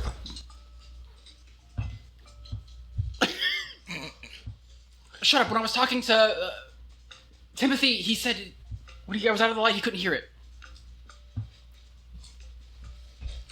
What is this? Your neurodivergence is really causing a problem here. We need to actually communicate here. He like gets in his little stage, like, "Shut up! We could use light instead of wind. It goes further. It's faster." Yes. I think this has come up before, actually. This has come up. I mentioned, yes. It is. You are right, though. You are correct. It Yes. is. We have proof. Of light? It is right there. No, you're completely correct. I had also mentioned dark is even more prominent. It's That was months ago in real life. I don't remember this. it's But I fine. remember now. Yes. No. Correct. Yes. It's faster. It is much faster. Is dark faster than light, or is it the same speed? I think that the speed of light and dark are the same. Stands to reason. Yeah. Darkness is essentially just a lack of light. Yeah, kind of. I mean, unless we're talking about a weird thing where if you if you have a light, you have a torch, and you swing it quickly, it appears to move faster, but the light is not actually moving that fast. The spot is not an object. Yeah. Darkness doesn't move. It's not. It doesn't move. Well, and It's a lack of light. well, certainly, yes, but it still moves to fill the gap of the light that is left behind. It does bear noting that we are a little bit in a fantasy world here. and I don't know how much of this stuff you guys actually know in character, but there is a plane, like just like there's the fire plane, the water plane, the elemental planes. There is a plane of light and darkness. It is a single plane. Darkness is, for lack of another way of saying this, darkness is an element in this world, the way that fire, water, light, earth, etc. are. So like in real world physics, like light is a thing that moves, and darkness is just what's there when there is not light. In this world, like literally darkness does move to fill the spaces that are not light. It moves at the speed of light to fill spaces that are not light. Right. It is a thing that moves. I see what you're saying, but that would be like saying that a cold front does not move. It does. It does. It is just the absence of heat. Be different enough. What? It could be different enough. To what? Oh, to get around the patent. I see what you're saying. Yes. Oh, yes. We can certainly get around this patent. The more that I wander through life and death situations, the more I realize that this patent is one of the easiest of my problems. Well, cheers to the abyss. When we get back up top, it's going to be a cakewalk.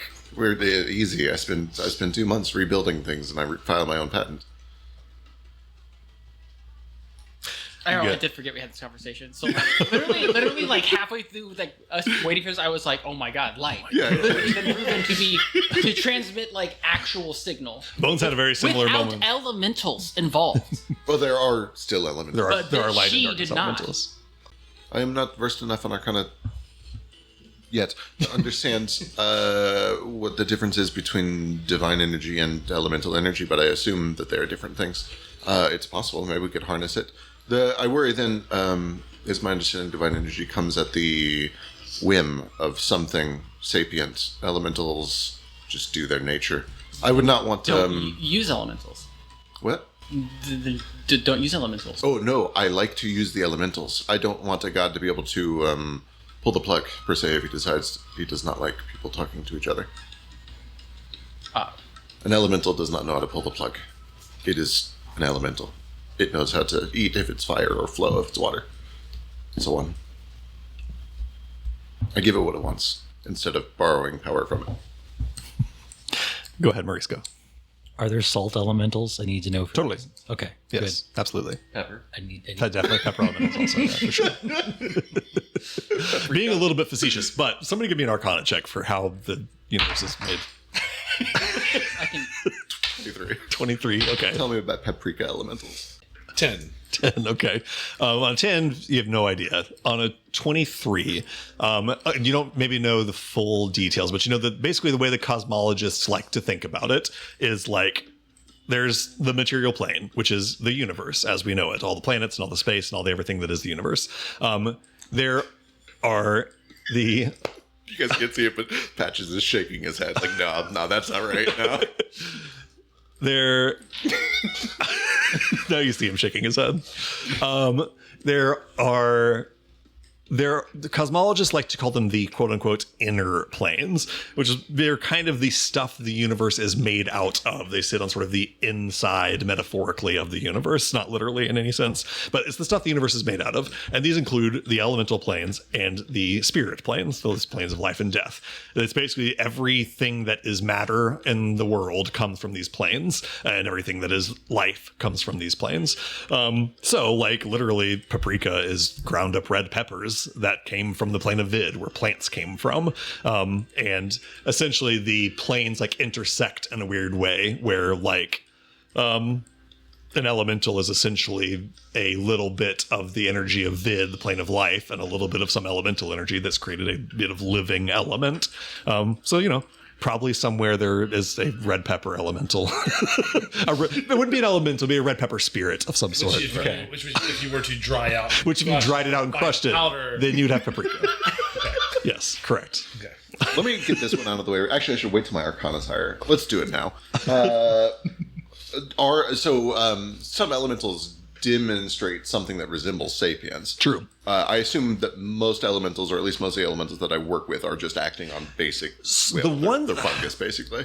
I almost wouldn't even. Yes. The short answer is yes. Okay. The elementals that you use for your radio are like barely even elementals. They are almost more just elements. Sure. You're almost more just tapping into the air element of that exists in the world. So yes, it's kind of a fine line where like everything is a little bit alive in this universe. But yes, yeah, the elementals that you use are more forces than sapient creatures. I assume there are sapient elementals. When Absolutely. They get Yes, yes. And likewise, there are like mindless forces of evil from the outer planes that don't do anything besides follow their directives. And then there's, more sapient beings of that sort. I'm trying to like, so like a base primal fungus like fire element makes perfect sense. It just spreads. I'm trying to imagine what a fungus like evil element would do. Disease maybe? A virus? Maybe. All it does is destroy. I think there's a case to be made that disease is not inherently evil.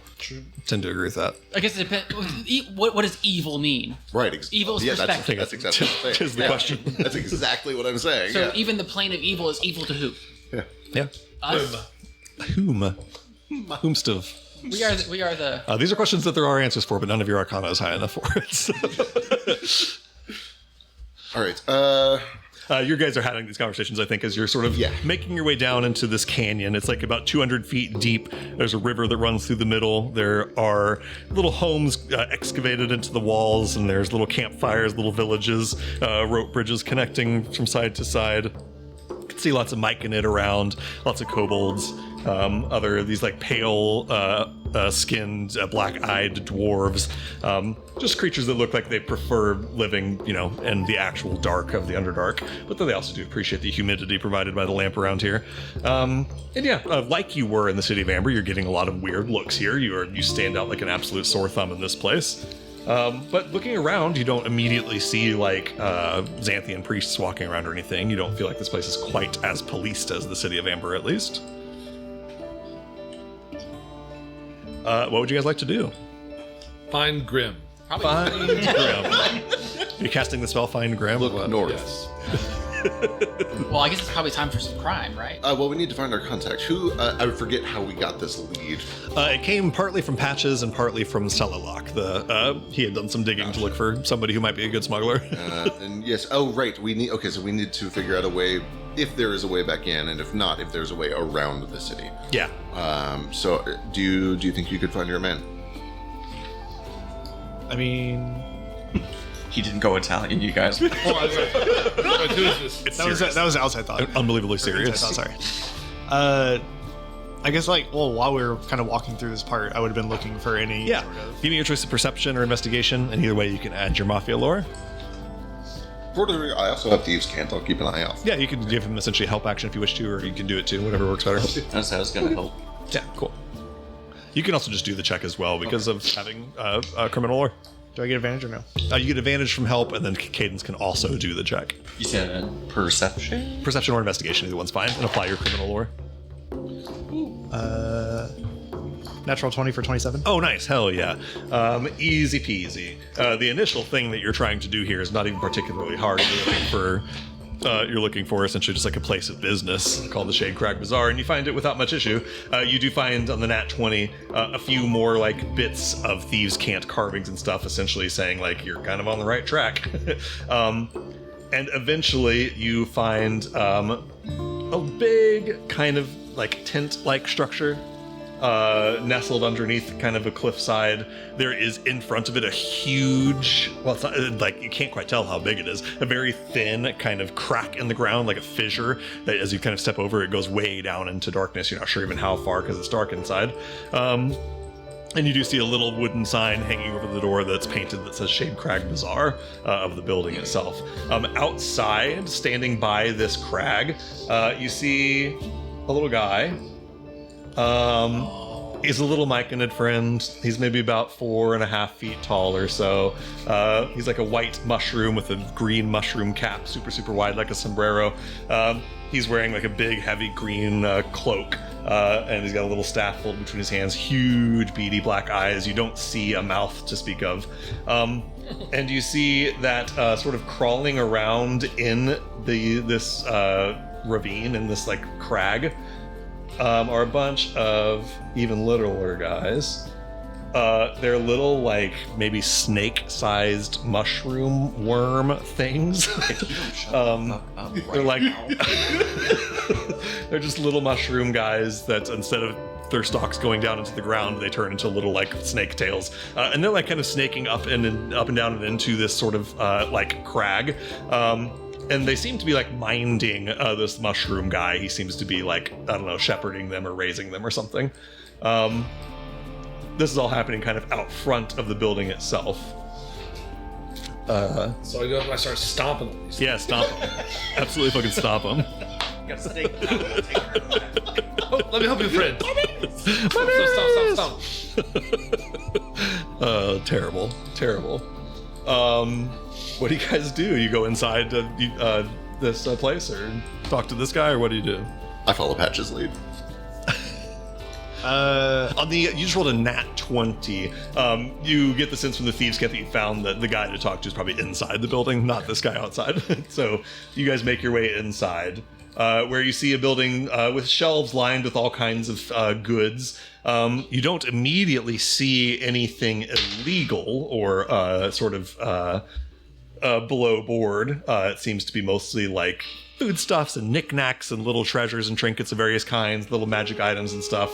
And you see a shopkeeper here, who is a big slug guy. He is like a brown-skinned, speckled with white slug man. Stands about maybe 6.5 feet tall, big eye stalks off the top of the head, kind of big round white belly. He's dressed in kind of fine-looking clothing, kind of merchant's garb, kind of brown leather gloves on. And as you step in, he regards the entrance of this weird lot of otherworldly people. Says, travelers from the surface. Might I interest you in some rare and exotic treasures? Ciao. We were looking for some things that you might be able to help with. Oh, certainly I can. To crouch at your service. And he goes and shakes your hand, Patches, and says, so what sort of things are you looking for? What brings you to the Dark Friends? You've picked a bad time to visit, as I'm sure you're aware. I'll say it in, like, kind of thieves can't wait. Yeah. Just so he knows, like, Sure, yeah. Couching the language a little bit. hey, I'm cool. Right. Basically just like say that we're trying to get to the abyss. Trying to get down under. Oh my god. Okay, campaign's over. Well, for that, you'll have to go through Deep Hollow. I could potentially try to help you. What's your business in the abyss? He speaks to you in Thieves' Cant also, so none of this is like obvious. We were looking for some people that got sent to there. The exiles. Yes, so that would be them. He kind of crosses his arms in front of him and says, which exiles in particular, if you don't mind my asking? Can I like insight to know if it's actually... Sure, give me an insight check. 24. 24 is very good. He seems above board. He seems on a 24. You see, when you say you're going to the abyss, he looks like intrigued. You've piqued his interest. You get the sense that he maybe needs something out of this, especially when you mentioned going after the exiles. Okay. Yeah, I'll like name off who we're... Okay, so now importantly, do you list your priest, Carissa Kia, or do you just list Fillard and that's it? I think I'd list 2. Yeah. Because I think he might know, Right. like, since she's shady as well. For sure. You correctly intuit on that 24 insight check that he kind of smiles and says, Chris, my associate. I would very much like to see her returned. Yes, she is an associate of mine as well, so... Well, I suppose that we might be able to be in business with one another. If you can bring Chris back to me, I could even potentially make it worth your while. How worth my while are we talking? Perhaps some of my wares? I could just pay you in money, but I have lots of nice things here. I'm sure we can work it out when we get back. Perfect. Well, if you're meaning to get to the abyss, just a moment. And he goes to the front door and like closes the front door and locks it so that you guys can speak plainly. And He says, right. Well, if you're meaning to get to the Abyss and go after the exiles, you'll have to go through Deep Hollow. And that also means you'll have to go past Captain Cirque. He's the captain of Deep Hollow. He's a real bag of cats. But somewhere in that castle, he should have records of where the exiled were taken, if you can find them. Specifically, that is. But it's not quite as simple as just walking into the place, but maybe I could be of some assistance. I could provide a diversion for you, a way for you to sneak through. The last time I paid a visit to Deep Hollow, Captain Cirque made a real show of telling me I wasn't welcome. Brought a bunch of his men out with him and made a big show of threatening to cut my head off. You have to figure, if him and his men were outside measuring dicks with me, they weren't inside watching the gate. Perhaps you make your way there, I create another diversion for you, you sneak your way in. I'll kind of like look around and see if everyone else, what everyone thinks about that. Unfortunately, he says, there's no simple way to get down there. There's been talk of trying to dig some sort of secret passage or something, but the church folks keep a close eye on that. Divination's a bitch. How do we get back in? That would be a problem, but that's where your good friend Jacrouch is at your service. Coming up through the abyss through Deep Hollow would be right hard, but luckily I have just the thing.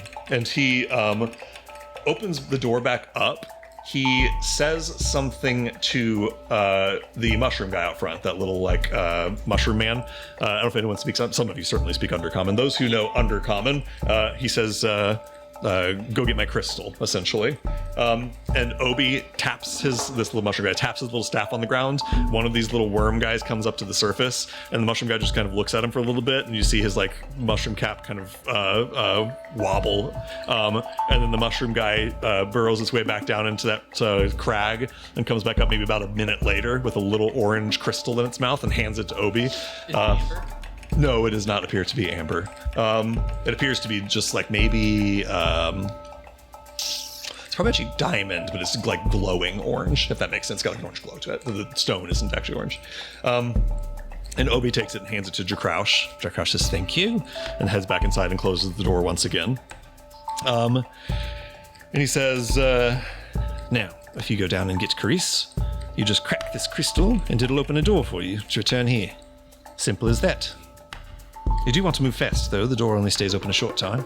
A matter of seconds? Matter of minutes? A matter of a minute or so. Okay. So, I'll help you sneak through Deep Hollow. You use this to get back, and you bring me back Carice. I think this is a good enough deal for me.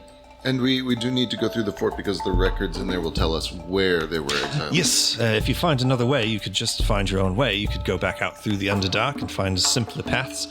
But Deep Hollow has records of where the exiles would have been taken specifically. Right. I was going to say, if getting back is so easy, the hard part is not getting out. We would simply need to get exiled. No, and yes, it's possible, depending on how big of a hurry you're in, to just go back out to the city and just wind your way through the Underdark down to the Abyss. But that will take days, And we wouldn't really know where we're going.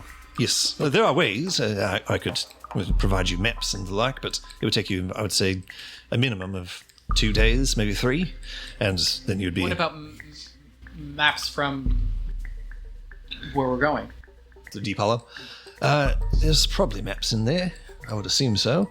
They have records of where all the exiles were taken when they're banished, so I'd suspect they have some sort of maps. What's the range on the magic? I don't believe it's limited. I wouldn't take it to another plane of existence. Do I know? Give me an Arcana check. I'm assuming none of my lore probably account for this one. You can apply Arcana check lore. Natural 20 for 30. Hell yeah, Jesus. Okay. Well, normally I would say something like Arcana check is an identify spell, but you just rolled a natural 20 for 30 on an applicable lore. It's exactly what he's describing it as. You look at, there's itty bitty little etchings of glyphs and sigilry on this crystal. The orange glow lets you know it's conjuration. It's what he says. You're essentially going to smash it on the ground, and it's going to do essentially a teleportation circle spell. It'll give you a minute of a doorway that you can walk through, and it's going to here, to his shop. Only will go here. Yes. Yep. You actually see when he says it'll bring you back here, he points at there's a curtain over a back room. And then Cadence, go ahead and get a hand raised. How exactly do we get out of the city when we show up with a bunch of exiles that we've rescued from the abyss? That is an excellent question. One that I could potentially try to find you a smuggler's avenue for. Frankly, my interest in this just is Karis getting back to the surface. She's a close friend, an ally, valuable to me. If anything, she would be the one to tell you how to get out of the city. That's why I need her so much. She's my smuggler. And then, can I insight check when he said the only easy way down is through Dark Hollow? Does he just want us to rob this place because there's something there he wants? Give me an insight check. The easier way. Absolutely, give me an insight check. What he's getting out of this. Isn't there a hole literally outside of his house? I was gonna say there are... Sorry, insight check. That's just his I did house. say it was narrow. But. Sorry, that sheet's not up to date. Can I reuse my roll for basically the same thing? Yes, yeah. You got a 24. Can I apply my criminal lore, or does this not apply? I'm gonna It's 19 without yes, it, apply your criminal lore. So 22 and Okay, 22 and 24. Mine was 27. 27 with your mafia lore. Okay, sweet. You on a 22. Oh wait, was I supposed to add Mafia lore? You can, yeah. I'll that'd let be you add 31 this. then. Beautiful, incredible, Jesus. Okay, on a 22, you can see the angle here where this works well for him. If he's being honest, which he seems to be, about the fact that Kuris was his smuggler, the guy who got him stuff when he needed it, then it makes sense that he's up shit creek without his smuggler and would like to see a smuggler back. This guy does not look like he's capable of undertaking an expedition into the abyss. So in his eyes, jackpot just fell in his lap. A bunch of talented looking adventurers are ready to go save his associate for him. So he's happy to help you all that he can. On a 31, all of that is true that I've just said to Cadence. You also are certain that this guy is not an altruist or trustworthy. He's good for this because it helps him. He would turn you over for absolutely no reason. A better to save his angle own comes skin. up, then he'll probably take it. Right, and absolutely. If you get the sense that if the screws were put to this guy, he would absolutely flip and tell where you were. You don't think he would do it flippantly, but he's certainly not loyal to you by any means.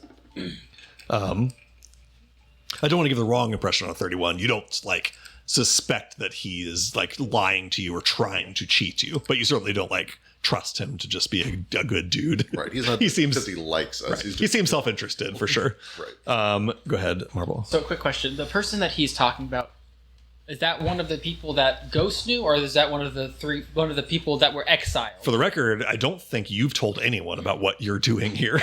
Well, I said that I was meeting a priest, right? Yeah. So I that never did, and I don't know if I ever just said exactly. getting the But guy I know exiled. the names of the people who were exiled. Yes. So this person, Caristo Keo, was one of the people that was banished with Philord. So this was if not he one of Ghost's exiled, friends. How has it benefited this guy back? He doesn't get a smuggler back because that person can't enter the city.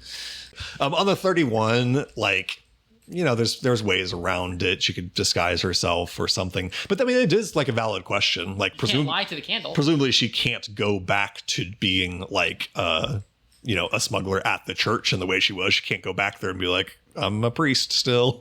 So she'd have to find some different racket. And it does beg the question, what are you going to do with her once she gets back here? But Yeah. Are they lovers? on a 31, you don't get the sense that they're lovers. Enemies? On a 31, no. On both of those rolls, he seems again, not he's worried about her because she's dear to his heart, but she's important to his business. So, The giant slug man, he's probably going to put her in a weird bikini and make her sit next to him. true. Yes. All true. Very Jabba the Hutt looking, this Strangle guy. him. He can do that. He says, who knows what could happen with everything that's changing now with the new proclamation. And the doors are open for the next 90 days at least. A world of business before there'll be no more business at all. But that gives me 90 good days to clean up as much as I can. I take it you're going to get out of here. Well, who knows? If the business might still be good in being the only person who can get things in or out of a city that doesn't let anything in or out. But again, the church is a problem. It's a real issue when the Queen has diviners that just ask every day, has anyone dug a new tunnel out of the verdant path yet? Right. I assume she does. I don't actually know. No reason not to. Okay. Well, if you have it going at a business sale, you should let us know. Certainly. And as you told your friends, I have plenty of wares that I would be willing to trade for the return of Carice. What do we have? I could show you some things. And he goes and gets a ledger book and shows you some items. Essentially shows you a bunch of sort of magical wares that's above table. I'll kind of show you guys on the break so we won't spend all day talking about them. But he shows you some attractive looking magical items that some of you think that could be quite useful for you. There's like a spell book, there's a deck of cards, there is a little glowing purple black stone, there's some armor that has sort of like fungal sort of spores growing across it. Just all kinds of neat, interesting magical items. Yeah. I think that's the deck of many things from Pat. Yeah, that's actually 2 decks of many things. We just shuffle. It's the deck of so many things. There's a little stone, yeah. So Yes, the little stone thing, yeah. I bet that catches boss's eye. Yeah. We can talk about her after. Yeah, well, if you can do a little bit of it, he hands you this little stone, and you feel it kind of vibrate. And by the way, when I say he hands you these things, he shows you a ledger book. You say like, "Oh, that's interesting to me." He says, "Very well, I'll go have that pulled out for you." And he goes back out and has Obi send another one of these little like worm mushroom guys down, and then he comes back up with this little stone. It's like this black purplish. It's like really dark glass that has like a purple glow on the inside. As you hold it, you feel it almost kind of like vibrating in your hands, and Jakrouch says, "Hey, touch it to the ground, you'll see." I do. You touch it down to the ground, and it sends these like veins of purple light sort of splintering out all around you across the ground. And you close your eyes, and you can see everywhere around where that goes. You essentially can like give yourself tremor sense and be able to make perception checks from anywhere in the range of your tremor sense, so you can see around corners and stuff. See, around corners is nice, and I already have the eagle eye lens. So. Yeah, add that to Just that. like put it on the bottom of your shoe so that every time you step. Yeah, I think it has limited uses, but same idea. I mean, these purple lines are visible to everybody, though. I don't remember. I have to look up the item. We'll look it up between, let you know. But yeah, a couple pieces of armor, a couple cool items that he shows you guys. So I'd be happy to barter some wares when you return with Carice. Yes, of course. These are interesting objects. But if you are interested in helping me out with this little plan, I can make the diversion at the front gates of Deep Hollow, and as for your way to get there, I would recommend Penumbra Passage. Penumbra Passage. Yes, it's a dark place that you can arrive at Deep Hollow from the south. They don't watch it quite as well. So if I arrive from the front and make some sort of diversion on the front, then you guys can go in through the side entrance. And This makes sense. How do we coordinate our timings? this is a good question. I could just give you a time, but it'd be a little bit hard to be exact. Do you have any ways to synchronize? Does anyone have a way to send me a message? We have pocket watches. Indeed. Could give you one. Yeah, the trouble is, you don't know exactly what time you'll get to Deep Hollow. I need to know that you're outside the gate before I make my diversion, so you're ready. This is a... You could make a safe gamble. You could be there. You could be there by, say, 8 o'clock tonight, probably safely. Meta question. Could I give him one of my communication device for my communication tools? Mm-hmm. And then we just literally just... Yeah, like ping him with your Morse code. Yeah. Yeah. So you just get out one of your little like Morse code beepers and show it to him. Yeah. Yes, this could work. You just give me a beep whenever you're in Penumbra Passage, looking at the outside, and then I'll create your diversion. We should create a certain pattern that's to recognize, so it's not just a beep, in case somebody else I'll write down should a few take that. patterns. Yeah. I put down Morse code for go. Okay, understood. This is an interesting little thing. Would you some sort of inventors? Is this Christian technology, real quick? Before Yeah, totally. It sure is. He doesn't Got away with it. seem bothered by it. He says, like I said, if you'd rather not go through Deep Hollow and go the long way, you could, but I think time is probably of the essence if we're going to get Carice back in time. I do think we need to move quickly. Yeah. Is there anything else from the Abyss that you would find of great value that you would be able to trade wares for if we should bring There's back? certainly all kinds of interesting things down there. Any materials that we can look for in particular? Yeah, nothing in particular, I don't suppose. If you find any ether salt, that's always a hot commodity. Ether salt would be appreciated. Any other magic items you find down there? Any other goods? Okay, so if ether salt or any other organic or growing things? Yeah, I'm always interested in taking a look at anything you find down there. It's you never know what you'll see. I don't have a specific list for you, but if you find anything interesting, I'll certainly take a look at it. And I've got no compunctions buying things you wouldn't be able to sell elsewhere. Understood. Going through Deep Hollow, I should be clear, it won't be easy just because I create your diversion. It should get you a way in, but getting through and finding those Rickards is still will be still your challenge. I take it we should make some attempts to disguise ourselves when we do this in case we are caught or things come to blows. I am a large Loxodon, and I believe I'm the only one here. There are a lot of cats, I see. Yes. But there is no way for me to disguise this trunk and these tusks, I don't believe. It should, I imagine, go without saying, and he kind of looks to Patches, especially the one who's been talking to him as, like, fellow criminal. It's like, if I'm caught in any of this, I certainly won't mention any of you, and I suspect that I'll receive the same respect from you. You have no worries there on my end. Who are you? Good question. Actually, A simple merchant. I'm gonna quickly take back my computer and then just scratch out like my little symbol. Very wise. Very wise. He looks to Ghost, who has not said anything this whole time. All of us blasphemers. Just cats have your tongue there. Oh, he's got jokes. It's all cats. But he looks at, on the inside checks you rolled, a little bit mistrusting of Ghost, specifically. Kind of getting a weird vibe from the guy who looks like he's from the city of Amber and who is not talking at all. actively has a lamp. Right. Yeah. Kind of looks like a cop, but seems to be at least, nothing's happened. If he was going to incriminate himself, it's happened already. Nice. A 4 deception check. Yeah. I'm totally not a police officer. It's as he's making eye contact with Ghost that he says the stuff about, like, I won't rat you out if you don't rat me out, essentially. Hello, my fellow adventurers. Hello, fellow adventurers. Hello, fellow criminals. Well, you're also welcome to take a look through my wares if you wish to just have a little shop before you go. The Abyss is quite dangerous. There's a real chance I won't ever see any of you again. What do you have for 23 marks?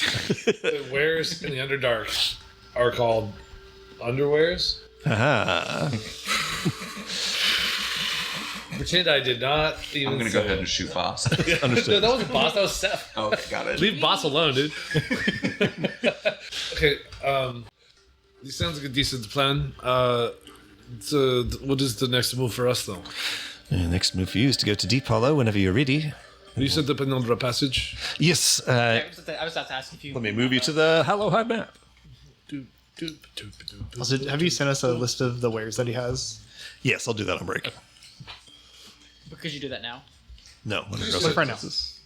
I wanna buy so, here in Hollow Hive, you guys are in the Fungal Canyon. You came from the city of Amber. To the east is Penumbra Passage. The way Drew Crouch is describing it, there's kind of the front gate of Deep Hollow if you come at it from the west. And if you go through Penumbra Passage, you can kind of come to like a side sort of entrance that's less guarded. And should be even less guarded if there's a big diversion at the front gate. He does say, now I should warn you, your friend probably already knows, and he looks at Ghost. Penumbra Passage is not a safe way. There are monsters and worse there. But you look quite capable, or else we wouldn't be having this conversation, I take it. Marble, go ahead.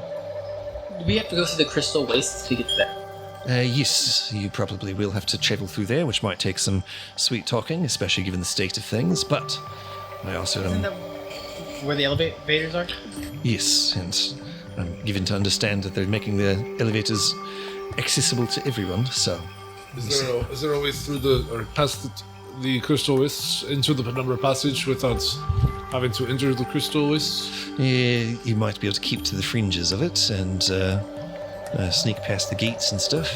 It won't be easy, but none of this is going to be easy. This is me basically asking about what I can see in this image here with the cliff faces and stuff. I don't know. The boss doesn't know this, so the landscape, the crystal wastes. Is there any hard trajectory to climb over or down, or are there mountains? Are there? It's nothing too terrible in terms of you won't be. I take it, of course, that you came through the Underdark to get to the surface, or through the Upper Dark, I should say. It will not be anything nearly that bad. That's the...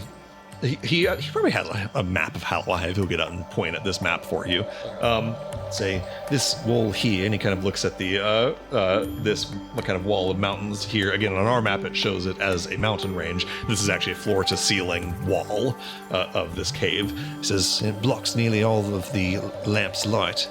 There are little sort of gaps where the light makes its way through, so it's not completely dark, but it's maybe 4 miles of pretty dark going.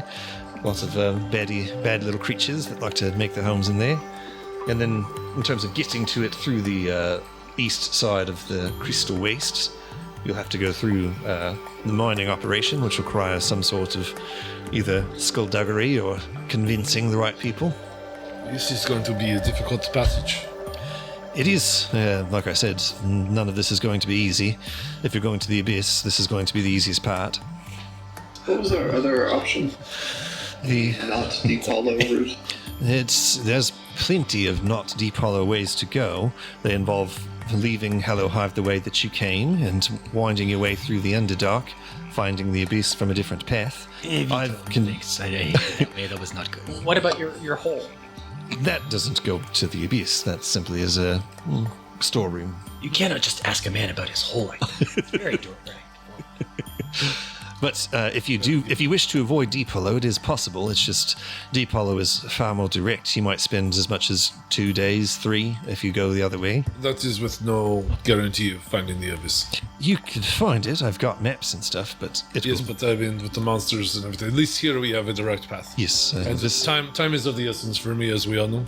There are also the records. Yeah, we need the records before we go down The there. rickets. Right. We don't need the records. Are you confident that you can find them without knowing where to start? They went to the Isle of Ash. Oh, Did they?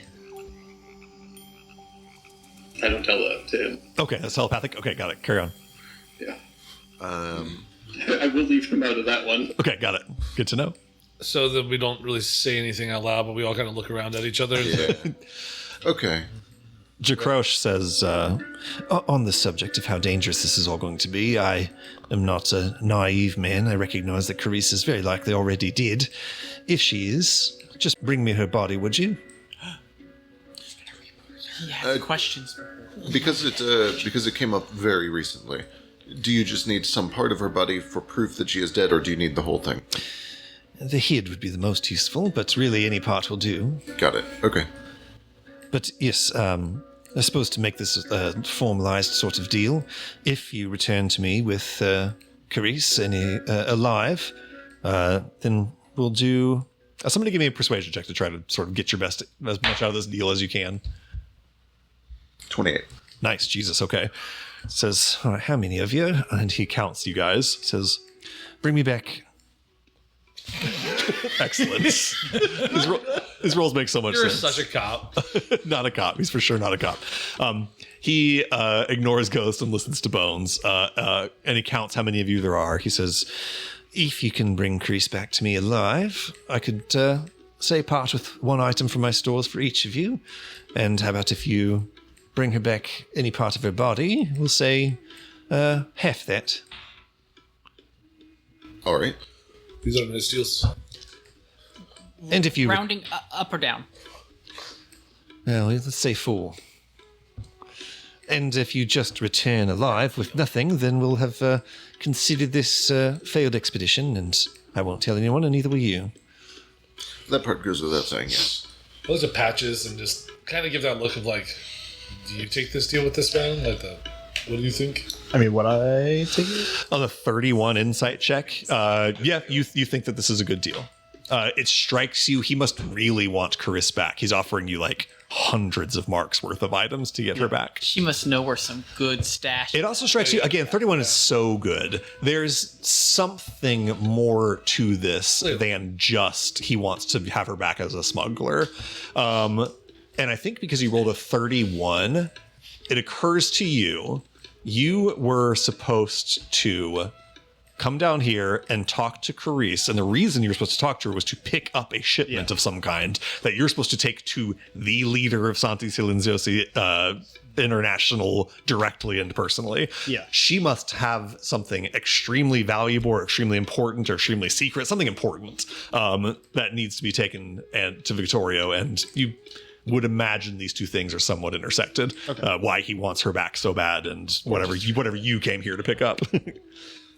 Oh. Yeah. He just seems like he rolled right into this conversation, almost seems to have had a plan in mind for it already. Has like a map of Hallowhive sitting out to show you to talk about how to do this. I don't know.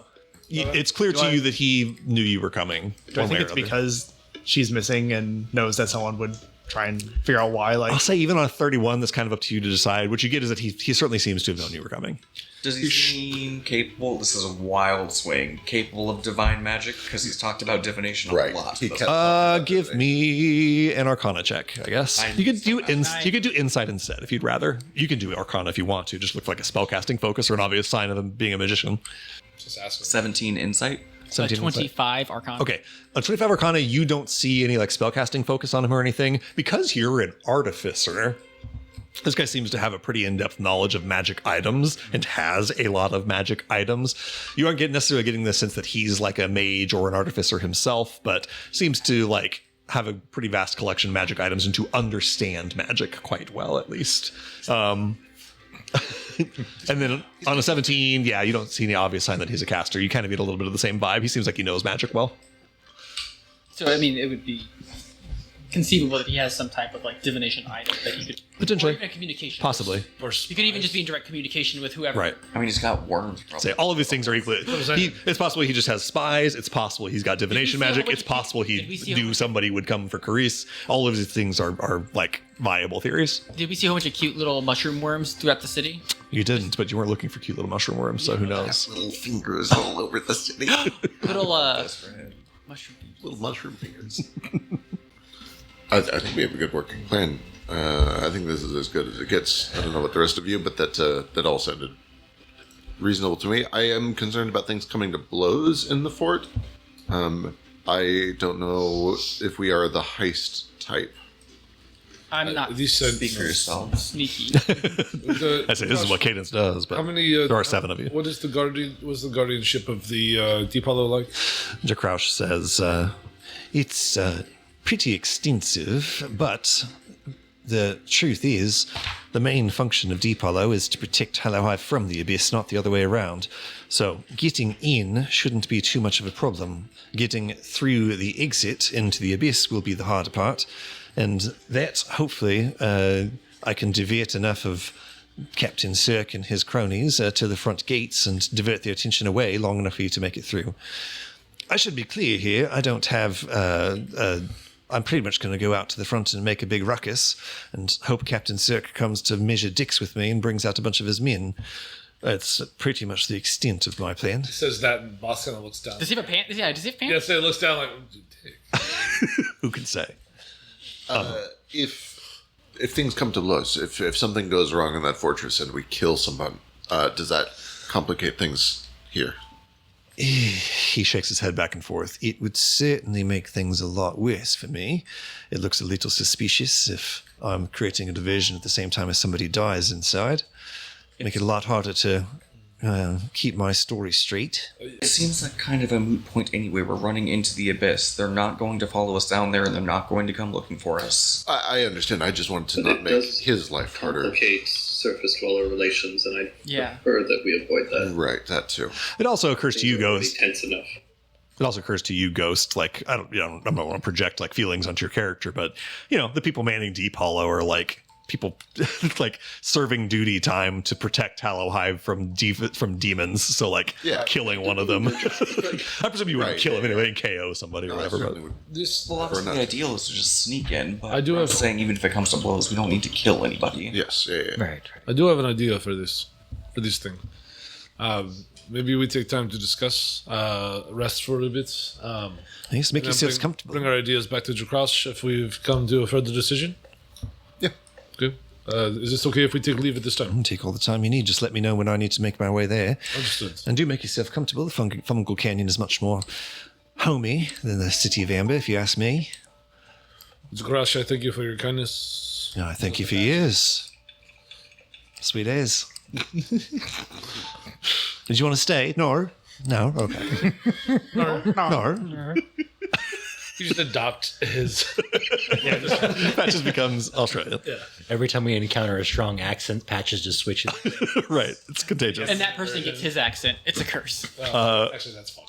With that, you guys kind of make your way out of Drakaush's Shade Crag Bazaar and sort of back out into the Fungal Canyon to take some time to discuss your plans and such. And actually, I think that is a lovely time for us to go ahead and take a little break. So we're going to take 30 seconds, and we will be back in just a few minutes. See you soon.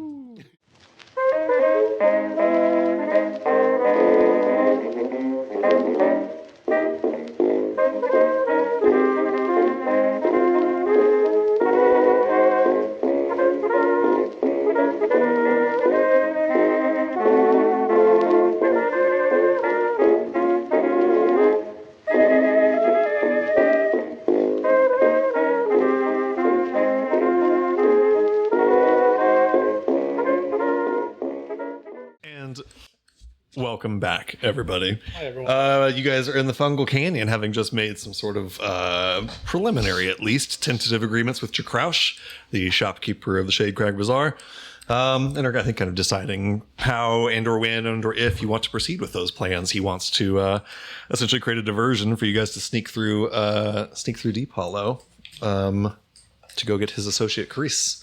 So what do you guys like to do? You step out into the Fungal Canyon. It's like noon-ish. That's hard to tell from the, atmosphere, but your watches tell you that it's about noon. It's a lively place here now. It's kind of coming to life for the day. There's people out and about. You smell food being cooked. You hear a lot of actual, out loud talking here. Mike and it are also telepathic, but kobolds are a noisy folk, and so are some of the other people live here, Shisk and dwarves and such. So, anyhow. So, I, as boss, turn to everyone and say, I think that we should find somewhere that we can speak privately amongst ourselves. I suppose maybe just a crack, a nook that we can find some seating in. Yeah, I guess kind of look around for I guess someone can give me investigation or perception if you want to make sure to find a place that's very well hidden, but 19. 19, okay. You note that most of the population of this place lives down in the ravine, but there are rope ladders that go up to the top. So you kind of head up to the top of these ravines. It's kind of counterintuitive. You are in the place that is the least hidden between crags, but you go up into the top, into the misty, almost jungle environ that exists on the top of these ravine walls, and find yourself some privacy there. All right. Now that I believe that we are able to speak privately, I have a few ideas. Please let me know. These are just preliminary thoughts. Any ideas you have, I would be happy to hear. Jakrash, I do not believe is an honorable man, and I do not care to truly work with him. However, I do appreciate some of the wares that he carries inside of his place, inside of his shop. I'm not against working with this man, but I have a few thoughts. He did mention that he did not want to be subjected to the retaliation if we were to injure someone inside of the palace, or not, sorry, the Deep Hollow, is it? Deep Hollow?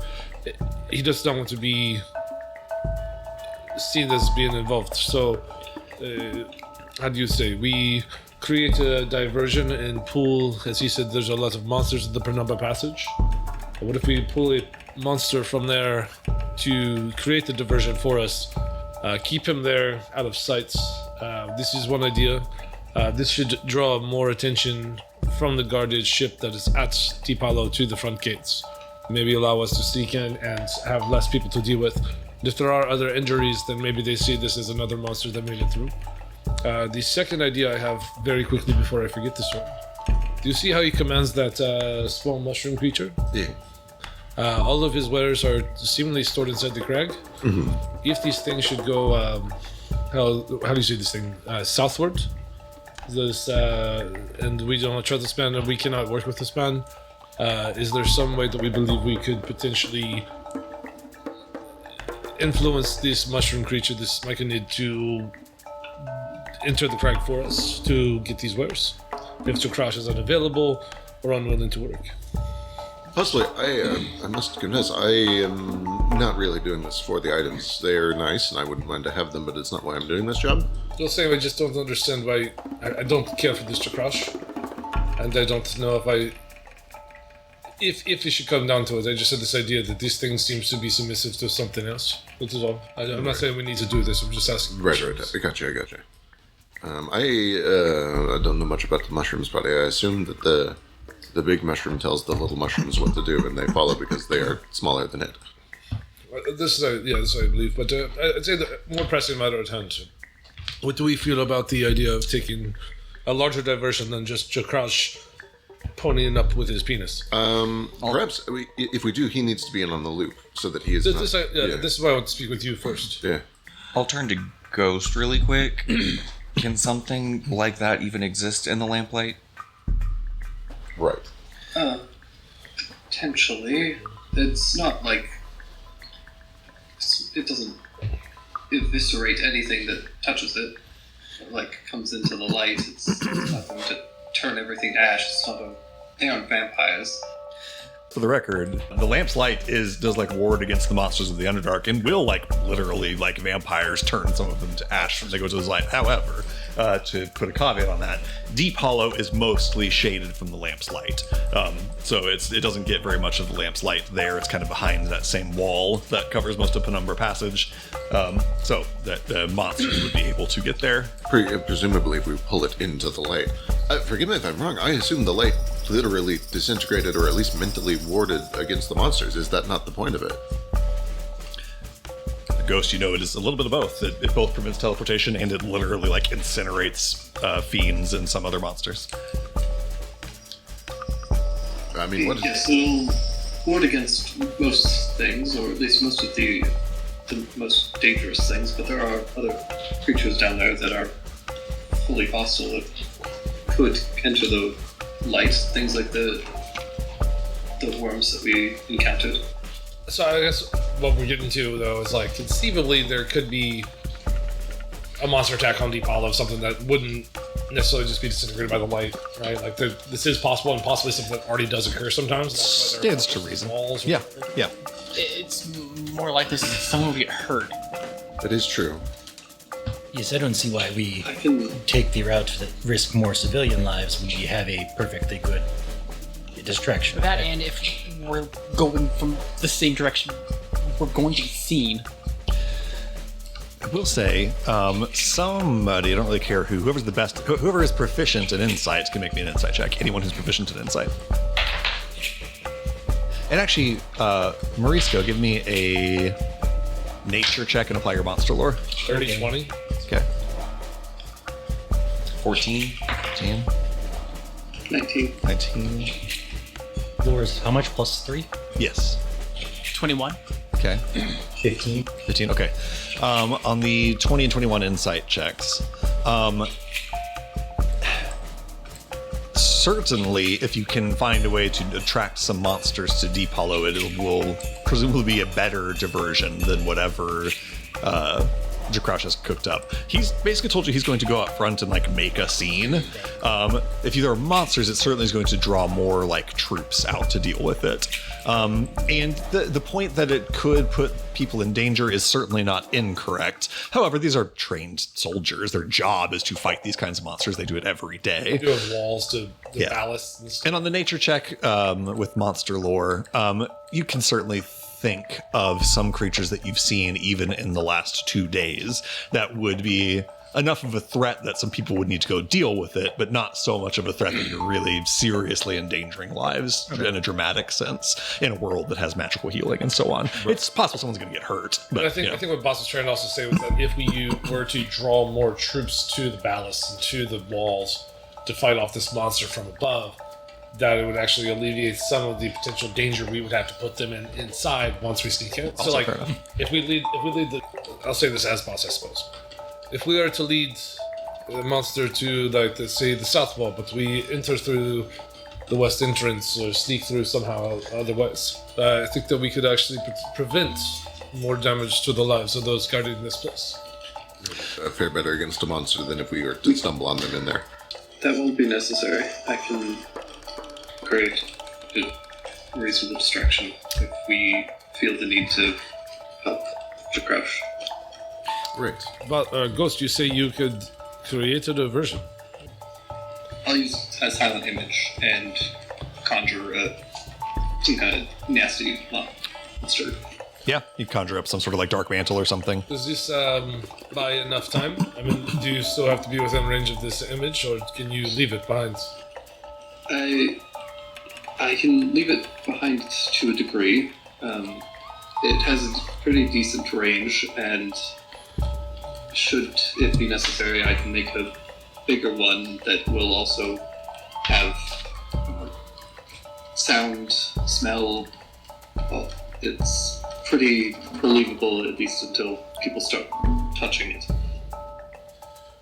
And ideally, we have something make a loud noise and then I can have it run off and they'll send people to go track it down. Are we sure? There's no risk of anyone getting harmed, and we don't have to worry about wrangling something. Are we sure that they will chase it away? I mean, once it leaves their perimeter, it seems that it's. If it heads in towards the city, then they will chase it. This is not a bad idea.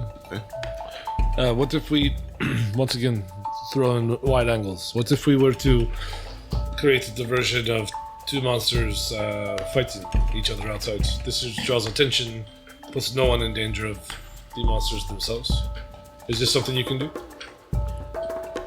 It would be better to have just one and have it run off. I do have to be somewhat within line of sight to maintain it, so having it disappear out of their line of sight and force them to essentially leave their post to go search for it would be ideal. So this is the problem I see, though, is that you have to keep this within your eye line. So if we were to attempt to move quickly past them while the monster is the distraction, you won't be able to move with us further into the deep hollow. Yes, but I can turn invisible, and I think you're also probably finding a problem where there probably isn't one. I'd like to believe that. Do we know what the layout of this fort is? So your range matters, numbers matter. It is good to be ready. What is it, 60 feet, 120 feet? What is your range? 120 feet. That is quite a lot of distance. And then Ghost, give me a history check and apply your Underdark lore and do it with advantage. Yeah, because I've been... You have been through Deep Hollow before. There's a floor for how little you'll know here. This can certainly be a two-stage thing. So good. Where our new friend creates an initial diversion so that we get into position, and then he makes the illusion to draw the rest out. Which can leave Chukrosh to flee as well. On the outside, Deep Hollow looks like this. It is nestled into essentially the edge of the cavern out in darkness. There's a little river out in the front of it. The subterranean river passes by the front of it before it pours out into Penumbra Passage. Going through Penumbra Passage would essentially bring you in like over here on sort of the eastern wall where there's like a door that goes out that way that is not nearly as well protected as the front gates. Again, the main function of this fortress is not to protect this side, it's to protect this side down into the abyss. The interior... boy, I had this all hidden. I need to reveal a bunch of shit because you've been through here before. It is dark. And deep and hollow. The front gates open up right here. The main thing, this is the gate that leads down into the abyss. You see that there are like ballista that are pointed through there. There are two layers of literally gates that are closed and sealed here, in addition to a set of like double metal doors. And then of course there's like a gate on the outside as well. So a bunch of gates and doors and stuff to get through that when you went through last time, people had to like unlock and open for you. And people were like posted at ballistas pointed out front, essentially. I lied. This right here is not a gate. This is like an opening that leads right out into open to the abyss. So that is what you know. On a 29, you don't know... Actually, you good. It's 29 is such a good roll. When you went through, they gave you like a little bit of kind of a tour. In here, those statues and that big like brazier of fire, they told you are like a security feature. They can essentially activate elementals from those fires that like fight for them, so that, you know, armed people don't have to do the fighting. So you know that like the way through is like out that way, past a bunch of gates, past guards that will be guarding those, and elementals that could be activated, though they are not active by default. And then very, very good roll. You know that up in the upstairs of this place Secret passage. is where Captain Cirque's office is. I didn't flesh this out all the way. This in here is like an office with a desk and such. That is where you would need to go to look for the records of where the exiles were taken, if you want those, though you've kind of mentioned that you maybe even don't want to bother with it. I want that. Also, you've met Captain Cirque before. He is a little kobold, about maybe 4'2" or so, white-scaled, albino-looking kobold. Jakraush described him as a bag of cats. He's an absolute bag of cats. Just a real grumpy guy. Real grumpy fella. Didn't say much to you when you passed through, other than to be kind of disgruntled that he was having to deal with it. So that's what you know about Deep Hollow. Presumably, the guard guarding the entrance to the abyss aren't going to care Right. that there's a monster out. Right. They will be Which- the last to leave. You rolled really, really well. Yeah, if there was some sort of threat out front, those would be like the last ones to be pulled. It's not that they would never be pulled under any circumstances, but those would be the last ones to be sort of removed. They would almost certainly never leave that post with 0 guards at it. There's going to be somebody there at all times. Is it I have a plan. you went through here once, Ghost. What did you have to do? Did you just flash papers that say, "Hey, we got a license. We need to go into the abyss," or like? I guess what I'm saying is they can't Yes, there was a whole process. You needed to get approval and a bunch of signatures, and it was just a bunch of bureaucratic nonsense. Fortunately, I didn't have to deal with much of it, but unfortunately, I didn't have to deal with much of it. Did you give it to them? All the expedition leads, so. Could you, assuming that we have some sort of a diversion to get us in and most of the way through the fort, but we have not got to that final step to get out the door, could we not forge those papers and you disguise yourself like somebody in charge and say, we are taking these people on an expedition out, please let us through?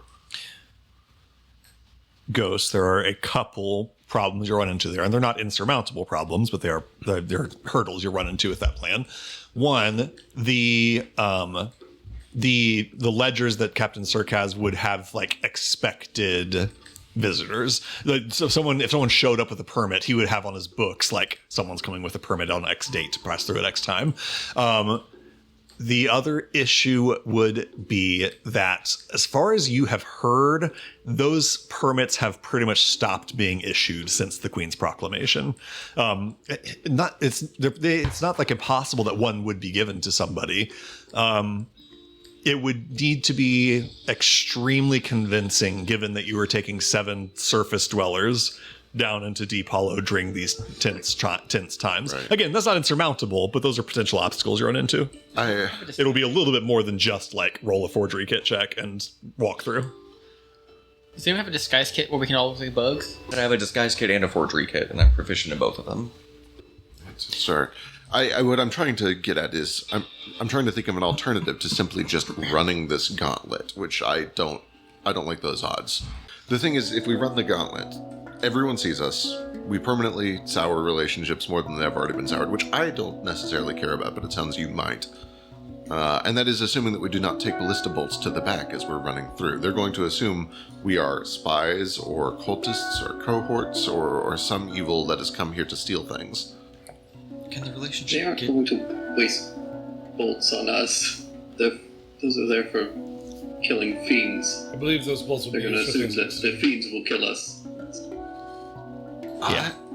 Ghost, I think that you feel fairly confident that, like, the function of Deep Hollow at its core is make sure stuff doesn't get in through that door. You guys running through and running out of it is like not cool and not legal, and they don't want you to do it. And if you do it, they're going to go report it. But no one's going to chase you into the abyss. Certainly, if the worry is literally a ballista bolt to the back, they might try to hit one of you with a ballista to stop you and figure out what you're doing.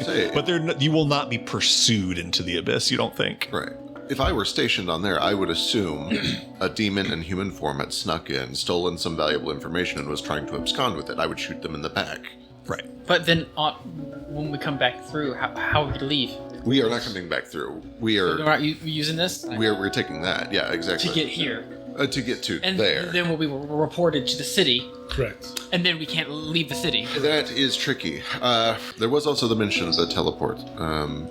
I do think whatever we do, we must be in some sort of disguise. I don't know if we can become bugs, but Philo Grimm is also very capable of many things. I do not know the state of himself at this time, and I don't promise any of his abilities, but his capabilities are there for us if he is sound in mind and well in health.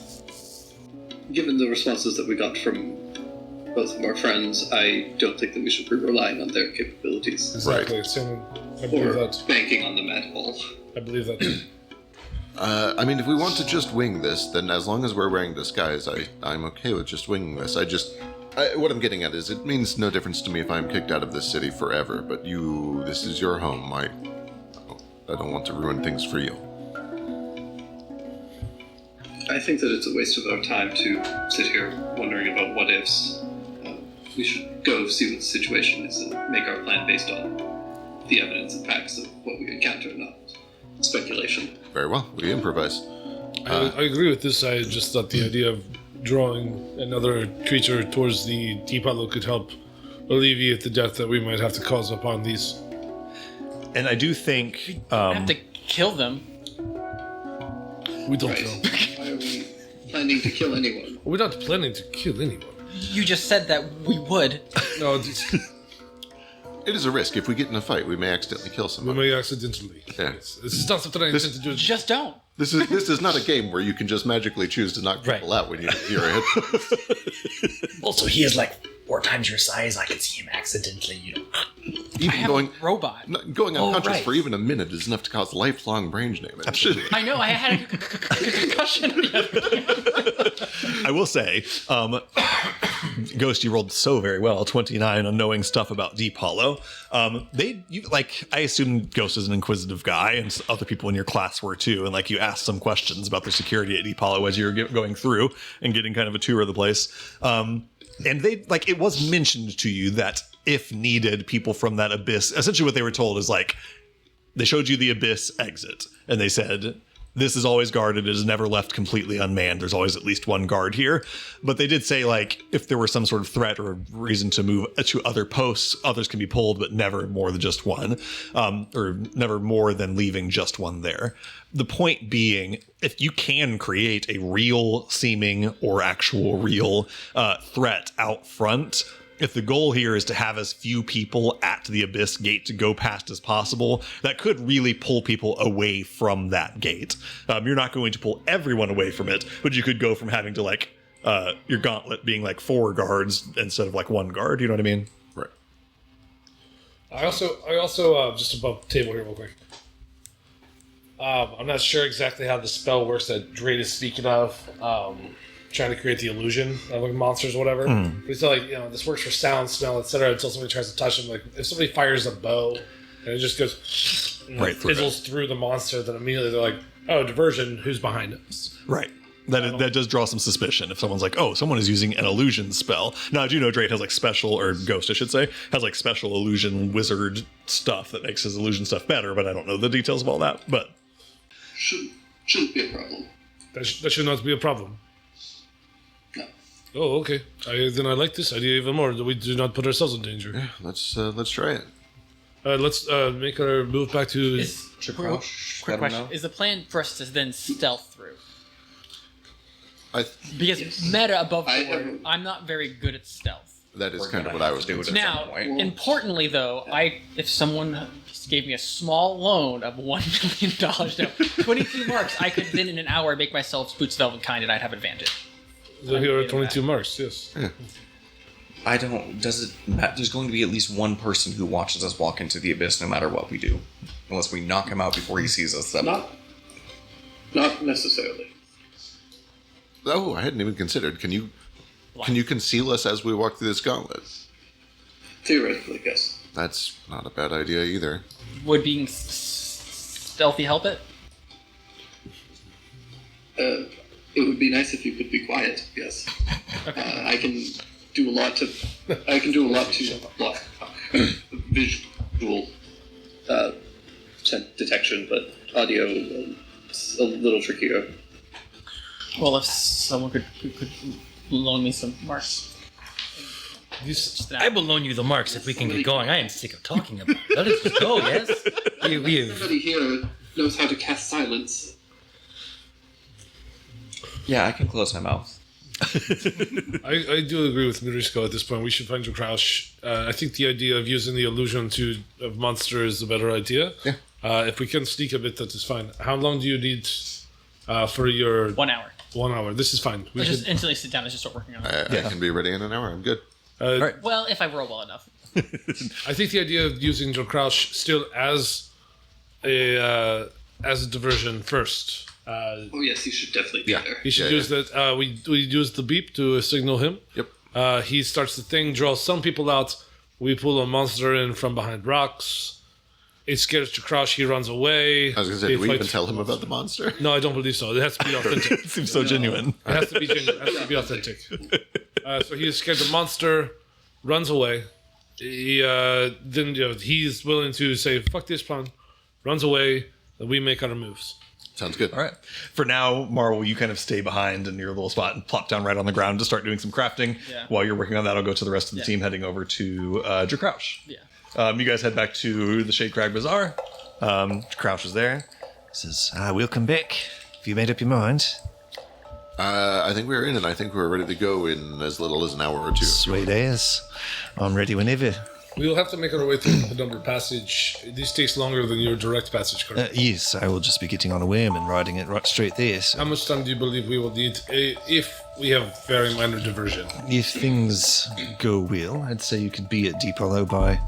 He kind of looks at a watch. I say you could be there in 4 or 5 hours if you headed there right now. So maybe by 5 o'clock or so. He looks at his watch. This is not a bad time. I can plan to be nearby by then, and then I'll wait for your signal, and then I'll create my diversion. Do we actually need rations? We're going down and saving 5 people? You've heard that there were 6 exiles. I think 6, yeah. Plus 2. I can... Plus if I'm- Valentine, 6 yeah. exiles plus 2 of my friends. Right. If I'm not using my mana for anything else, I can reliably feed 5 people very well every day. I bought some rations just in case, because we don't know how long we'll be down there. But What are rations down here? Down here, it's probably mostly like dried mushroom jerky and some like dried mulvar jerky as well, like the Just dried sugar water. dry sugar water. Yes. No, it's like it's mostly jerkies. 300 water. Yeah, it's a lot of dried jerkies like mushroom jerky and mulvar jerky, and then it's also some like powdered like soups and stuff that you can reconstitute with water. All right, so you guys make your plans with Crouch. While you're working on that, Marble, go ahead and give me a crafting check to make your boots of Elvenkind. I rolled a 26, which is exactly what I need to spin up to 100 more. Nice, hell I'm yeah, able to finish this. cool. You finish up your boots. Now I have 0.3 marks. You've got little like spring-loaded heat or soles. These They are- don't. they're like the Yeah. Actually, So your steps aren't quite as loud. very fabric-y, like they're just like, super plush. Yeah. Plush and spring-loaded. Yeah. duct taped some pillows to his boots. Yeah, you guys come back into this master artificer spent the last hour duct taping pillows to the bottoms of his feet. No. I've just been taking mushrooms. Right. He's replaced every step. He's absolutely tripping balls on the mushrooms he ate when you guys got to the Fungal Canyon. Hopped up on sugar water. I wasn't going to throw out there though. Why are we going tonight and not tomorrow? Since isn't it the Zenith like tonight? You do have like a prime zenith tomorrow morning. Yeah. So why don't we await so that we are more readily prepared? I am good, but if other people need to wait, we can wait. Well, one of us keeps having to heal you guys, so I'm pretty topped off, and I'm sure that we can avoid being injured.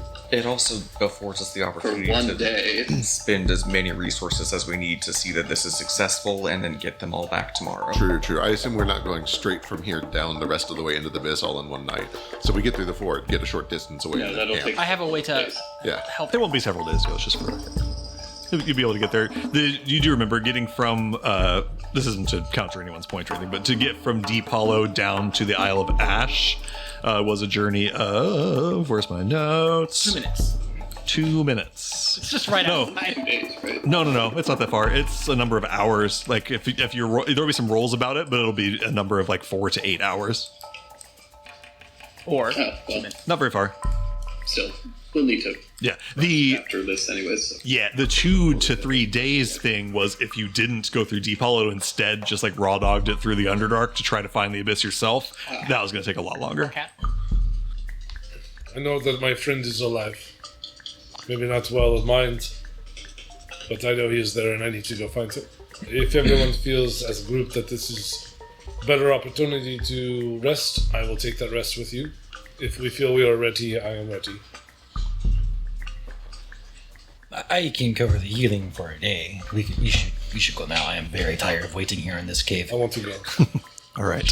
Patches, do you need to wait? No, I will be fine. All right. Jakrosh says, all right then. I will see you all this evening. Or hopefully I won't if you do a good job. Hopefully we find you there too. All right. With that, you guys rejoin with Marble and then make your way, just heading there. Let's do it. Getting onto a worm. Importantly, the boots of Elvenkind make me my footsteps make no noise. Wonderful. Perfect. The pillows on the top of your boots work so, on the bottom of your shoes go so well. Elvenkind? Are you doing the high steppies everywhere you go? I can't. Doing high steppies on your kitten mittens, just tripping absolute balls. Can't hear me. You guys get onto another one of these colossal purple worms. He's better than that. You guys board one of these colossal purple worms, climbing onto sort of the seats that are strapped onto its side with these huge harnesses, and it begins to rumble its way through the verdant path back the way you came. At first, leading you over the course of, I guess this would take maybe almost an hour or so, a little less than that, maybe 40 minutes, almost to the city of Amber, and then taking a turn down towards the Crystal Wastes. The worm eventually reaches sort of like a station where you guys deboard. Most of the people riding the worm at this point are miners, people heading out to their shifts at the Crystal Wastes for work. You find yourself at essentially what looks like a cliffside overlooking a vast mining operation, branching out over dozens of square miles. From the surface level, it looks mostly like a webbing network of trenches, but what you can't quite see from up here is that these trenches lead to twisting tunnels that delve into the earth below, where for decades the mining operation of Hallowhive has plunged into the earth in search of ether salt to satisfy the Treaty of Prospect, which is their trade agreement with the surface. As the name implies, the area is also rich with gemstones and crystals of varying colors and sizes and shapes, which glitter in the lamp's light as it sort of crests over the cliffside that you're looking down over. These are all largely left undisturbed due to their religious significance to the people of Hallowhive, though the enterprising mind can't help but recognize the vast amount of monetary value that could be extracted here. At the moment, the mining operation is sort of like... It's still operating, but kind of like on a skeleton crew waiting for some sort of like plan to come from up top. The announcement was just this morning, just like 4 hours ago, that like all of these trade agreements were being suspended. So they're like kind of figuring out like, are we still mining anymore, or is this whole operation shut off now? I forgot that was so recent. Yeah, that was a number of hours ago only. But for the moment, it's still going because all these agreements don't go into effect until the 30th of Floridus, which is still about 90 days away or so. In fact, almost exactly 90 days away. But for now, you guys stand on sort of the edge of the Crystal Waste. There are like stairwells or not stairwells, but like winding staircases that lead down the side into this place. There is like a little kind of town built down into here. It's like a little mining outpost town. This is where the lifts are that you can see stretching up to the top of the Verdant Path and into the caves above.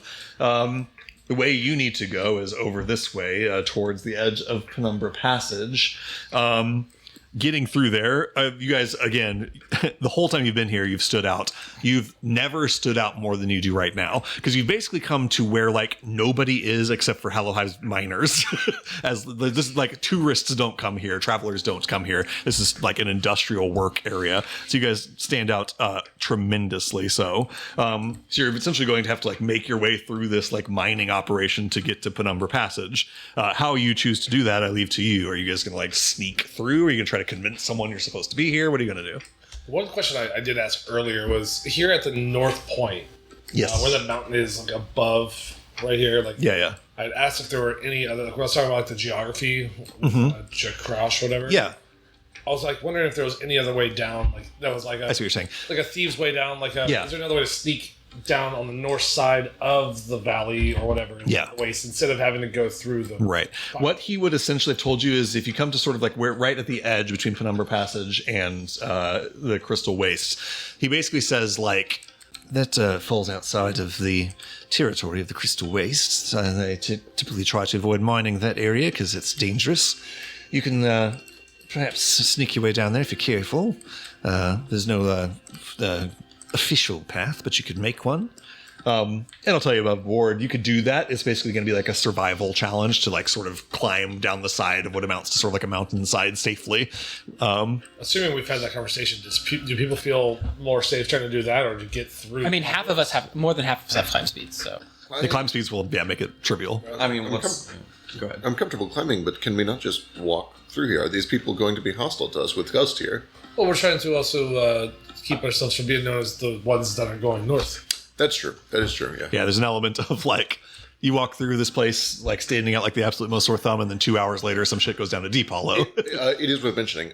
He spent an hour working on his armor. Yeah, I yeah. assume we take that hour with Cadence and we all put in disguises. Yeah. So go and roll me a disguise kit check, Cadence. Try to make some sort of disguises for Can everybody. I also give her guidance? Yeah, you can give her guidance. That's fine. And also, I would allow Ghost to help with this. He doesn't have proficiency with disguise kit, but he knows like Hollow Hive accoutrement and clothing and stuff, so he could give you some ideas. 31. Jesus Christ! Also, Holy moly! we are bugs. Okay, yeah. You don't quite have like the full-on prosthetics to make yourselves look like actual bugs, like full movie makeup or anything. But you're easily able to sort of like make disguises that cover your features, that sort of like don't stand out terribly, but also like make yourselves not obvious to view. It helps that several of you are short as fuck, so you could be kind of disguised to look like you're dwarves or look like you're kobolds, one or the other. Shave us. I would like to look like a Loxodon with kind of sunken, dark eyes, green cap. We're all different versions of boss. You all look like Basa. Yeah, I love it. This young boss. Yeah. He's the youngest. So I don't want to undermine the plan that Boss is pitching. I will say that because you are in these disguises, if you go the route of just essentially trying to walk through and act like you belong, I would give you advantage on those checks to do that. I mean, if with our disguises looking so nice, I mean, I feel like it's only right that we do it for it. Yeah, honor that. Can we just discuss really quick what does Boss look like? Because I have no idea. I would Because assume. we're all bosses. So I would make you assume look that you'd be me. like a Hercules beetle. I was about to say the same thing. Yeah. Yeah, little things to make your horns look like. Hold his trunk up to be a Zeus, that's actually really smart. I like it. What do you say, Ghost? holding his trunk up to be the horn. Yeah, the horn of the Hercules beetle. I'm a Hercules beetle. I Yeah. love that. Yep. Love it. And I can use my ears as like the overhead shell. Yeah. Yeah. Yeah, and on a 31, like it would take more than a passing glance to notice that these What's your bug are count, not everyone? good or not real. How many Hercules beetles are down here?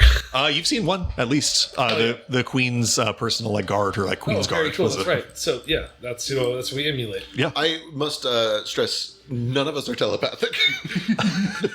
Is that? I don't think that Bones goes for a bug because that will be an instant break. We can also just like refuse to talk to Only if people talk to you. I suppose I would much rather just be seen as like a bugbear or something innocuous, a kobold or a. That's still a bug. Yeah, true. What I mean is, I don't care if they know that I'm an outsider. I just don't want to look like me. Makes sense. But I assumed that the point of these disguises was more to just blend in and seem like you belong, not to like actually pass through an interview with somebody. Right. So on a 31, you've made yourself essentially look like kind of nondescript minor nobodies. Actually. So with the 7 of you disguised as nondescript bug people, let me still get a check. You have advantage from Cadence helping you with her disguises. And I think that this is like charisma-based stealth. I'm willing to hear other ideas, but that's what makes most sense to me. You could also just do persuasion or performance or deception. Those are also all fine. Can I lean into just stealth-based stealth? You just do regular stealth if you want. If you're going to go just truly not being seen, it's a different approach, but you can just do that if you wish to. Can I play that? Yeah, if you'd rather just sneak, I crawl on the ground like a worm. that will give you So the disadvantage. options are So racist. charisma-based stealth. Yeah, so I would let you just basically persuasion or not. Persuasion, performance, deception are all fine charisma based. You can also do charisma based stealth, or you can just do like stealth based stealth. The difference if you're doing stealth based stealth is you're not doing this whole like stay costumed and fit in thing. You're straight up trying to sneak through. In which case I'm going to say you don't get the advantage from the costumes in that case. I roll a nat 20. Does it matter which one I choose? No, not really. Naturally, you'll be fine either I way. was going for stealth because even though I'm lost on doing this beetle thing. You're good. This is a group check. I just need more successes than failures. That's 2 successes on the nat 20. Marisco? 19. Success. Nat 20. Jesus, 5 successes. We're basically done, but everyone else can say theirs. Do my plus help me at all? Gives me advantage on stealth. I'm gonna say not on this version of stealth, where you're like trying to fit in. 10. 10. Okay, that is 1 failure. Ghost has given us 1 failure. It looks like 22. success. Fail. Okay, so 3 failures against 6 successes. So makes He's a real twitchy. We yeah. are all bug facing right now. Everyone is bug facing. I can't wait to make Ghost look like a hat. And it just goes to show you, kids, bug facing pays off because you guys make your way right through the crystal waste I like with. that boss is so confident, and this like someone's like, "Oh, just be a beetle." He's like, "Oh, I can do that." Right, easy. I'm a beetle. So easy. And you guys make your way into the Penumbra Passage. You find yourself as you exit the crystal wastes, moving through a massive subterranean sunken ravine between essentially 2 towering walls of stone. The eastern wall of the ravine is completely solid to your right, marking the edge of the Kingdom of Hallowhive. The western wall is solid in places, but in other parts it's penetrated by small gaps and openings through which the light of the distant lamp shines through in bright beams that kind of illuminate small portions of the passage. The result is something that looks kind of like sundown, or like the way the sun peeks through the canopy of a thick forest, except that there's no swaying of trees or movement of the light. Its beams are just constant and unmoving and static. As you begin to trudge through, there's a huge subterranean lake that sits here in this ravine, such that you find yourselves walking on a dark stone passageway, occasionally stepping through thin beams of warm orange light that reflect off the still calm water. And you begin to trek your way through this dark place. As you begin pressing through, let me just get survival checks from whoever is sort of leading the way. I'll take it. You can have advantage because I assume somebody will help you. Okay. 22. Very nice. Yeah, there are a couple spots where things could have gone a little poorly for you in here, but you avoid them on a 22. A couple spots where you're moving across kind of like slick ground or moving through areas where you start to see like movement in the dark of strange creatures that you're able to kind of avoid. No longer desiring to draw them in for a diversion. About an hour or so passes. The combination of the low light and the cool temperature in this passage yield to the proliferation of strange forms of life. You see weird eyeless fish in the water. You hear the skittering of unseen creatures in the darkness, especially in those sections of the passage that are best shielded from the lamp's light. Somewhere up ahead, as you're moving through, you see some 100 feet or so, a little shadow of some huge reptile that's basking in one of the beams of light, kind of hears your approach and scurries off into the water. Can I just go ahead and take this time to cast Pass Without Trace on all of us? Yeah, sure, absolutely. You throw that up.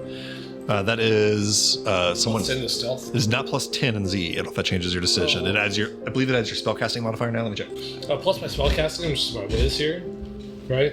Yeah, you add your spellcasting ability modifier to your It's wisdom. still a plus 4. It's plus 4. I mean, it's still very good. Let's take it. Okay, cool. Is 20% bonus. Right, Yeah, it's let's huge go ahead and bonus. take it. Yeah. All right. And how long does it last, if you remind me? An hour. Lovely. Okay. Next hour moving through here, you have a little bit of a bonus to your stealth. At one point, as you're walking through, the shadows of this place kind of clinging to you as you move through the beams with your Pass Without Trace. Sometimes when you move into a beam of light, the shadow follows you into a little bit and then catches you on the other side, keeping you well hidden. As a point of clarification, are you trying to move stealthily? Are you all doing stealth checks as you move, or are you still moving at a normal pace? Stealth will slow you down. I move stealthy at any pace, so you guys do whatever you want. I'm moving stealthily. Everybody else? You slow down a little bit to move stealthy, or are you going to move at your normal pace and speed and not snake? If we hadn't taken 2 hours discussing our plan, Marisco might have moved slowly, but he is so done. He just wants to go. I get it. I like it. We spent 15 minutes in world, so he's like, that's 2 hours. I mean, if to Marisco it felt like 2 hours. Perfect. It's just we had the plan. Why did we need to make a second plan? Go ahead and give me stealth checks for anybody who wants to do stealth checks. 19. 19. Plus 4 from Pass Without Trace. 18. 18. He was asking. 21.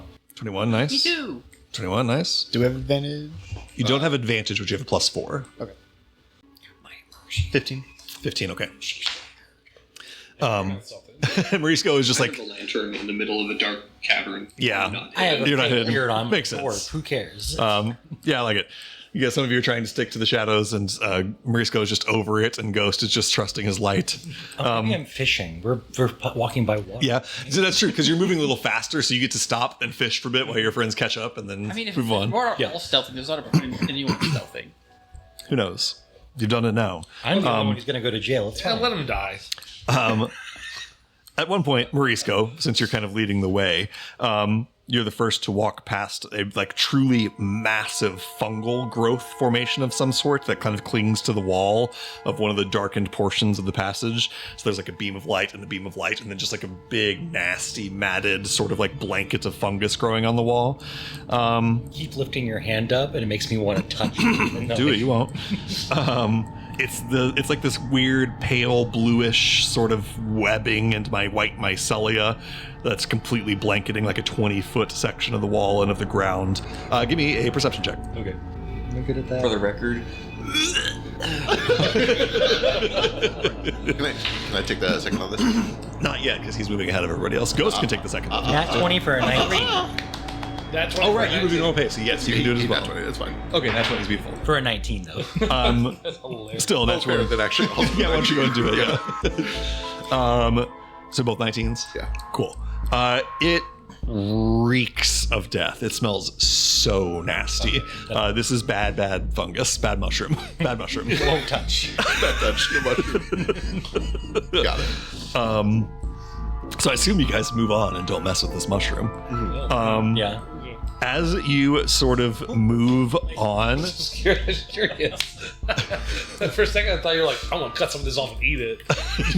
you guys being a little bit farther ahead from the rest sort of see this mushroom and go ooh, gross, and continue walking a little bit. As you sort of turn your backs to it and start to continue walking along, you hear a sound just like a of something sort of like leaves and roots tearing, of something like ripping itself free, as this fungusy sort of like mushroom moldy blanket is pulling itself free of the wall to follow you, and we are going to roll initiative. And friends at home, we're going to roll initiative. We'll be back in 30 seconds. We're back.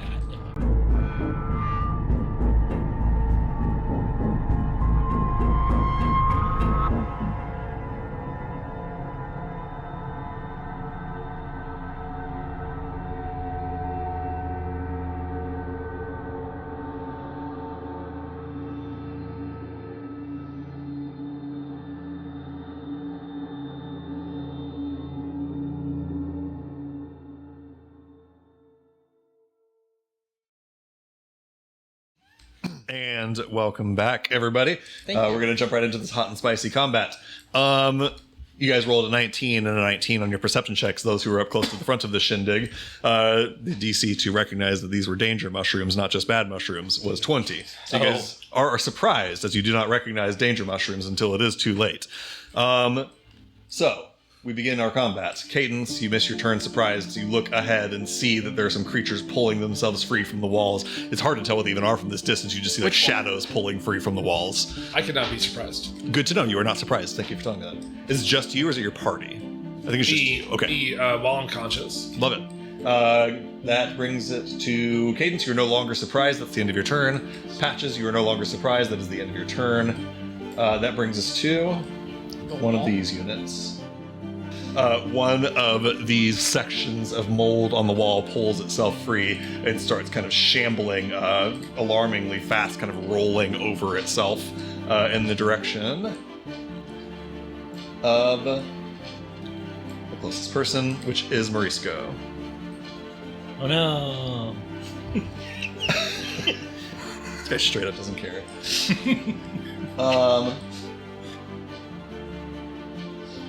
The first thing that happens as it is kind of rolling in your direction, you see these like puffs of nasty smelling spores bursting off of it, and I need you to make a Constitution saving throw. That one, I'm okay at those. 16. 16 is good. You succeed on your saving throw. That was 7. You take 3 points of poison damage as you quickly kind of cover your mouth to avoid taking any worse damage. You're down to 34, if I'm not mistaken. Did I already have some missing? You were missing some health. You were okay. 7 on here. I had no idea. So, what was that, 34? It should be a 34 now, I believe. All right, that is this one's turn. Next up is Ghost. You are surprised. Next up. Ghost is no longer surprised. And another of these things come sort of tumbling in you guys' directions when we come over towards Ghost. This one, I think, will just go ahead and make some attacks. You see it just starts kind of lashing out at you with these tendrily white mycelia. 23 to hit you, Ghost. And then we'll do one on Bones. So before you roll, am I there? I was stealthing. You were stealthing at normal pace, right? Well, okay, what is your stealth check to see if they see you or not, I guess? Oh, fuck. I can re-roll it. I don't remember what it was. Yeah, go ahead and roll it again. Okay. But what I mean is I'm probably not standing right next to the people. Right. I forgot about the stealthing, yeah. Low. Shitty. 10. Okay, I'm going to say that you were... 14. Yeah. 14, okay. I'm going to say you're a little bit behind because you were stealthing, maybe like behind this rock or so. However, on a 14, it does still see you. Yeah, totally fine. That said, it ends up here and just going to make its attack on Ghost instead of doing one on you. So here's the second attack on Ghost. I just wanted that to hit Ghost twice. Really. Yeah. I might actually miss. Let's see here. Does a 15 hit you, Ghost? Yes. Okay. It's my AC. 2 hits on you. You're going to take... Ooh, gross. That's 25 points of damage against Ghost. Wow, he's down. He's not quite down, but this thing begins to wrap mycelia around your ankles and begin to work its way up sort of your knees to your hips and starts to sort of, you feel the awful feeling of what feels like thousands of bug bites along your legs and your thighs as it's working its way up your body, as it's just piercing you with little bits of mycelia repeatedly. That's that one's turn. I don't like it. And then there's Big Daddy. This massive Can you segment blow that real quick? pulls itself free from the wall. The stench of rot and death becomes so powerful as this thing pulls itself free. You can see that it has like bones and like flesh and creatures worked into it, that it's in the process of decomposing. Skeletons. Yeah, Does he have red 40 and blue 1 in him? he does have red 40 and blue one in It him. doesn't say violet, it says violet. It pulls itself free. At the moment, it stays right where it is. As it pulls itself free, the sort of like center of its mass kind of like deflates, and then out of the top of it comes this massive sort of like giant spore the size of a basketball or so that gently floats down to the ground between the three of you guys, Bones, Morisco, and Ghost, and then explodes outward. For Morisco and Ghost and Bones, I need a Constitution saving throw. But I'm bad at those. 16 is good. 5 is not good. 18. 18 is good. So only Bones fails. Luckily for Bones, there is not a critical fail threshold on this, it doesn't look like. Wait, hold on. Okay. That's piss damage. Oh, it's not. That's okay. Bones, you take 24 points of poison damage. Jesus. That's his damage? It's not. I thought it was. The other of you take 12 points of poison damage. I think that knocks Ghost down, if I'm not mistaken. That is exactly how much. Yeah. Come And this is maybe about to get a little bit ugly. On a fail. Oh, Failing your stealth checks, guys. Ghost succeeded. Okay, this is. I can't. Let me tell you something, Ghost, right now. It is such a good thing that you succeeded your saving throw. Because only Bones failed his saving throw, only Bones becomes poisoned until the start of this thing's next turn, and only Bones cannot regain hit points until this poison condition ends. Had Ghost been hit, he would not be able to regain hit points as he's on death saving throws right now. Fortunately, that is only on Bones. That is this creature's turn. On a roll of 5 or 6, it regains the ability to use that. That is a 1. It does not regain that ability for next turn. Dude, what does it do when it hits? Like 60 damage? Say, and because that's the end of his turn. That's it. That brings it to Bones. You are surprised. Morisco, you're surprised. Boss, you cannot be surprised. You were ready to go. Kind of makes sense with the 22 survival check anyway. You were ready for some danger. What would you like to do on your turn? Alright, well, casting Flaming Sphere. How far am I from the violet From the biggest guy? Necro Daddy? You are 60 feet from Necro Daddy. Cool, let's get at it. Okay. So, casting Flaming Sphere, just going throw a sphere at him, 5 foot diameter. So if he ends his turn there, he must make the dex throw. The creature takes 2d6. Oh yeah, my bonus action from this one. That's right. I'm gonna smack him with the sphere, and he's gonna make a dex save. All right, dexterity saving throw for Big Daddy. As you conjure up the sphere of flame, Go roll. he gets That's awesome. That's awesome. a natural 1. So cool. Fails. Crit fail, right? If there is a crit fail, I don't think there's. I think it's just damage. No, there's not. But it's still 12. Cool, sweet. 12 points of fire damage. Let's get me 20 feet closer at this point to everybody so that I can get them all in this action if I want to. There we go. Take me down from one from there. Yeah, Right there. Okay. Sounds good. That is your bonus action and some movement. You do still have an action available to you. My action was casting the sphere. The bonus action was ramming it into him. Understood. Okay. Move me 10 feet closer. Okay. That brings us to Marble, unfortunately surprised. That brings us to this Violet Mold Maker's turn. It comes shambling over towards Boss, who's just come up close to it. Wait, there's another one? Sure is. Cool. So he comes at me and I push him past me. Okay. Yeah. Boss of Breeze, dude. Get fucked. What does he have to do? Strength save? Yes. 14 is the total? Doesn't work. Sweet. Throw it past me. Is how far? 15 feet? 15 feet. All right. 5, 10, 15. Stupid fungus.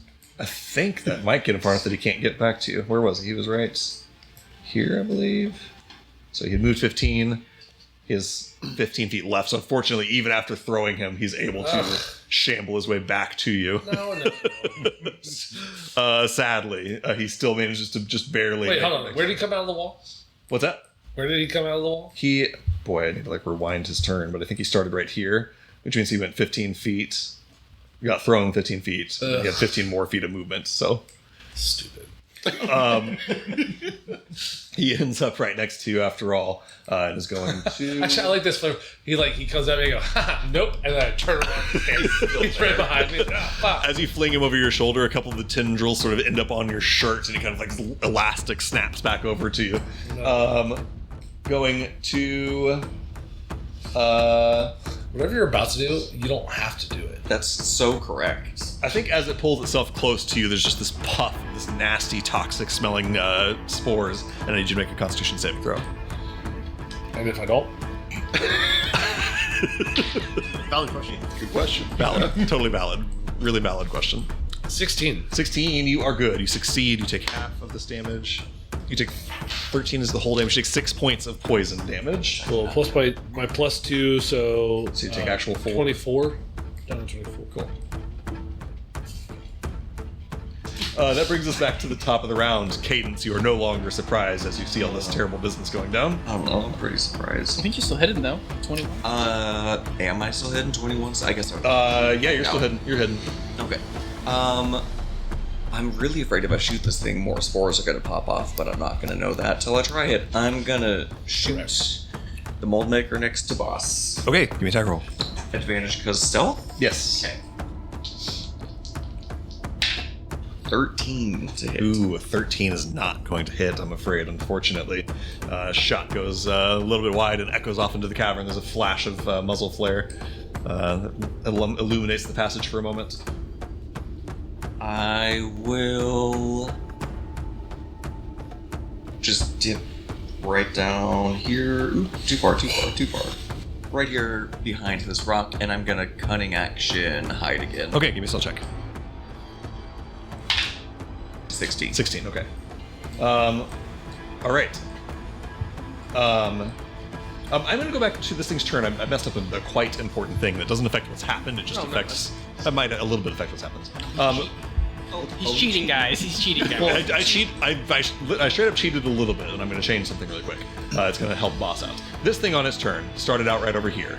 I had it run directly towards boss. That is not actually what it does. It runs like this: 5, 10, 15, 25, 30. Oh, the line. And then you propulsive bleeze it to back here.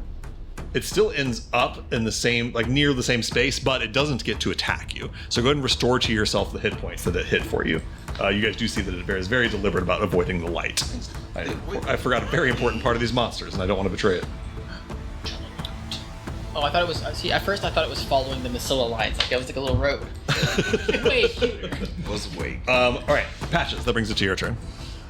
How tall is the rock that Cadence is next to? Oh, I don't know. Maybe like 8 feet ish. Wonderful. If you need it to be a certain height, you can roll me a luck check. We'll just make sure I can see at least part of Cadence, so when I want to wander past Cadence, there's still a chance. Totally.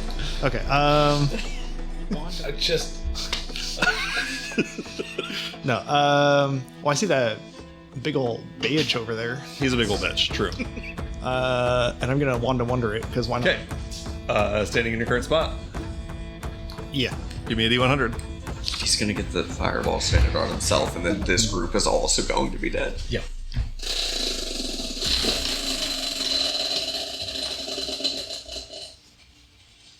Uh, 32. Boy.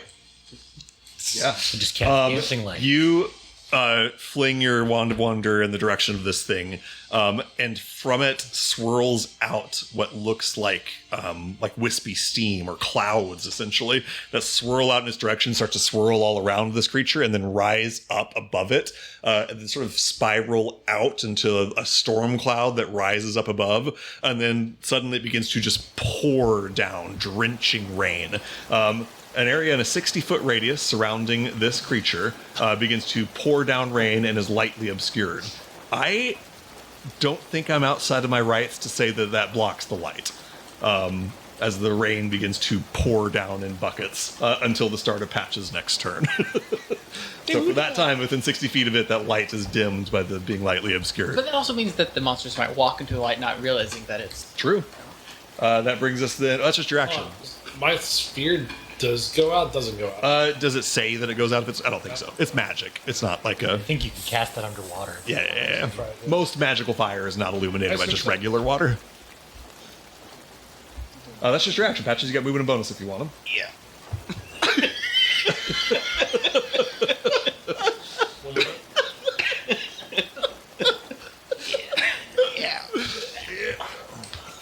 Real quick, Zeke, was that supposed to be Violet Fungus Necrohawk, or was it Violet? Because I like Violet Fungus. It is violet. Like And it's color. Necro Hulk. It's definitely not Right. Necrohunk. The other ones are Violet. Necrohunk. Violet. Oh, yeah, The other yeah. ones are Violet. Oh, that is supposed to be violet. I'm sorry. I see The now other that I ones put are violet. That one's Violet. It's like, It's yeah, not purple. particularly- Yeah, purple. So what, bitch? That's funny. No, it is supposed to be Punch violet. you in the head. Pink color. That's How far away is Ghost from me? There you go. That's where the rain is falling. Right now, Criminally violet. he is 80 feet away from you. Sucks.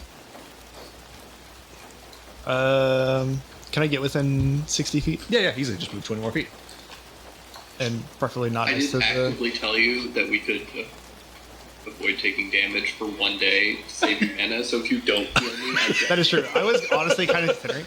I was like, hold That on. is, well, Did that's Ghost specifically stealth? why I didn't use my Swift Triage feat, because I'm like, Fuck this guy. you said... But yeah, it's 20 feet of movement gets you in range for healing word. You wouldn't take damage, and you immediately die. Yeah, the one person that said we wouldn't take damage is the one that died. Like, wow, crazy. But I'll cast Healing Word and All right, at least, like, get him up. perfect. First level or something higher? First. Okay, give me a D4. Only getting first because I was... Understood. Yeah, of course, I get it. So 7. 7 points of healing to you, Ghost. As you briefly sort of pass out from inhaling this awful sort of fumes, and you come to consciousness on the ground, coughing. Oh yeah, what was changed? I know it was edited. What was changed about it? Is anything Healing that matters word. to me? Yeah. It just gets better if you upcast it every 2 levels. So like third, it gets better. Fifth, it gets Oh, better. I'm definitely not do that. So on. But like it gets better every level by a D4. Every other level, the modifier improves. So like at third level, it would be 3D4 plus 8. The fifth level would be 5D4 plus 12, and so on. I'm definitely not do that. Yep. All right. That brings us now to one of these fellows. Oh no, he's wet. Is he going to affect his spores? He's a wet boy. It does not affect his spores. Have you ever seen wet spores before? Stopping wet Bullshit. It's not going to do anything with the spores anyway. It is going to just start lashing out tendrils towards Morisco.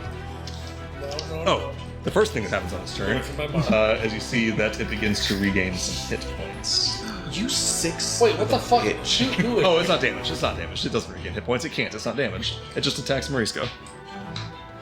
Thanks for letting us know what you do, though. Nat 20 God Hey, damn it. could hit you. Look out.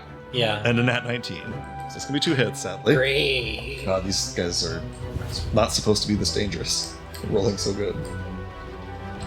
And they restore hit points, and their daddy is 18 of them. You guys remember when our mission was to walk in a straight line down this corridor, and now we're all dead?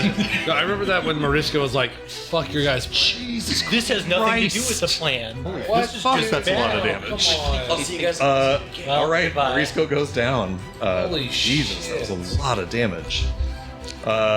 This thing leaps onto Morisco's body and starts to like pull his body and its dying body into I only had itself. 22, so. So much damage. Yeah, that's a crit plus another hit. Jesus. How many d6 did you just roll? 13? 9. Jesus. Just a really high roll. All right, that's this thing's turn. Ghost, you're conscious and prone. I can't do combat. I understand. Somebody.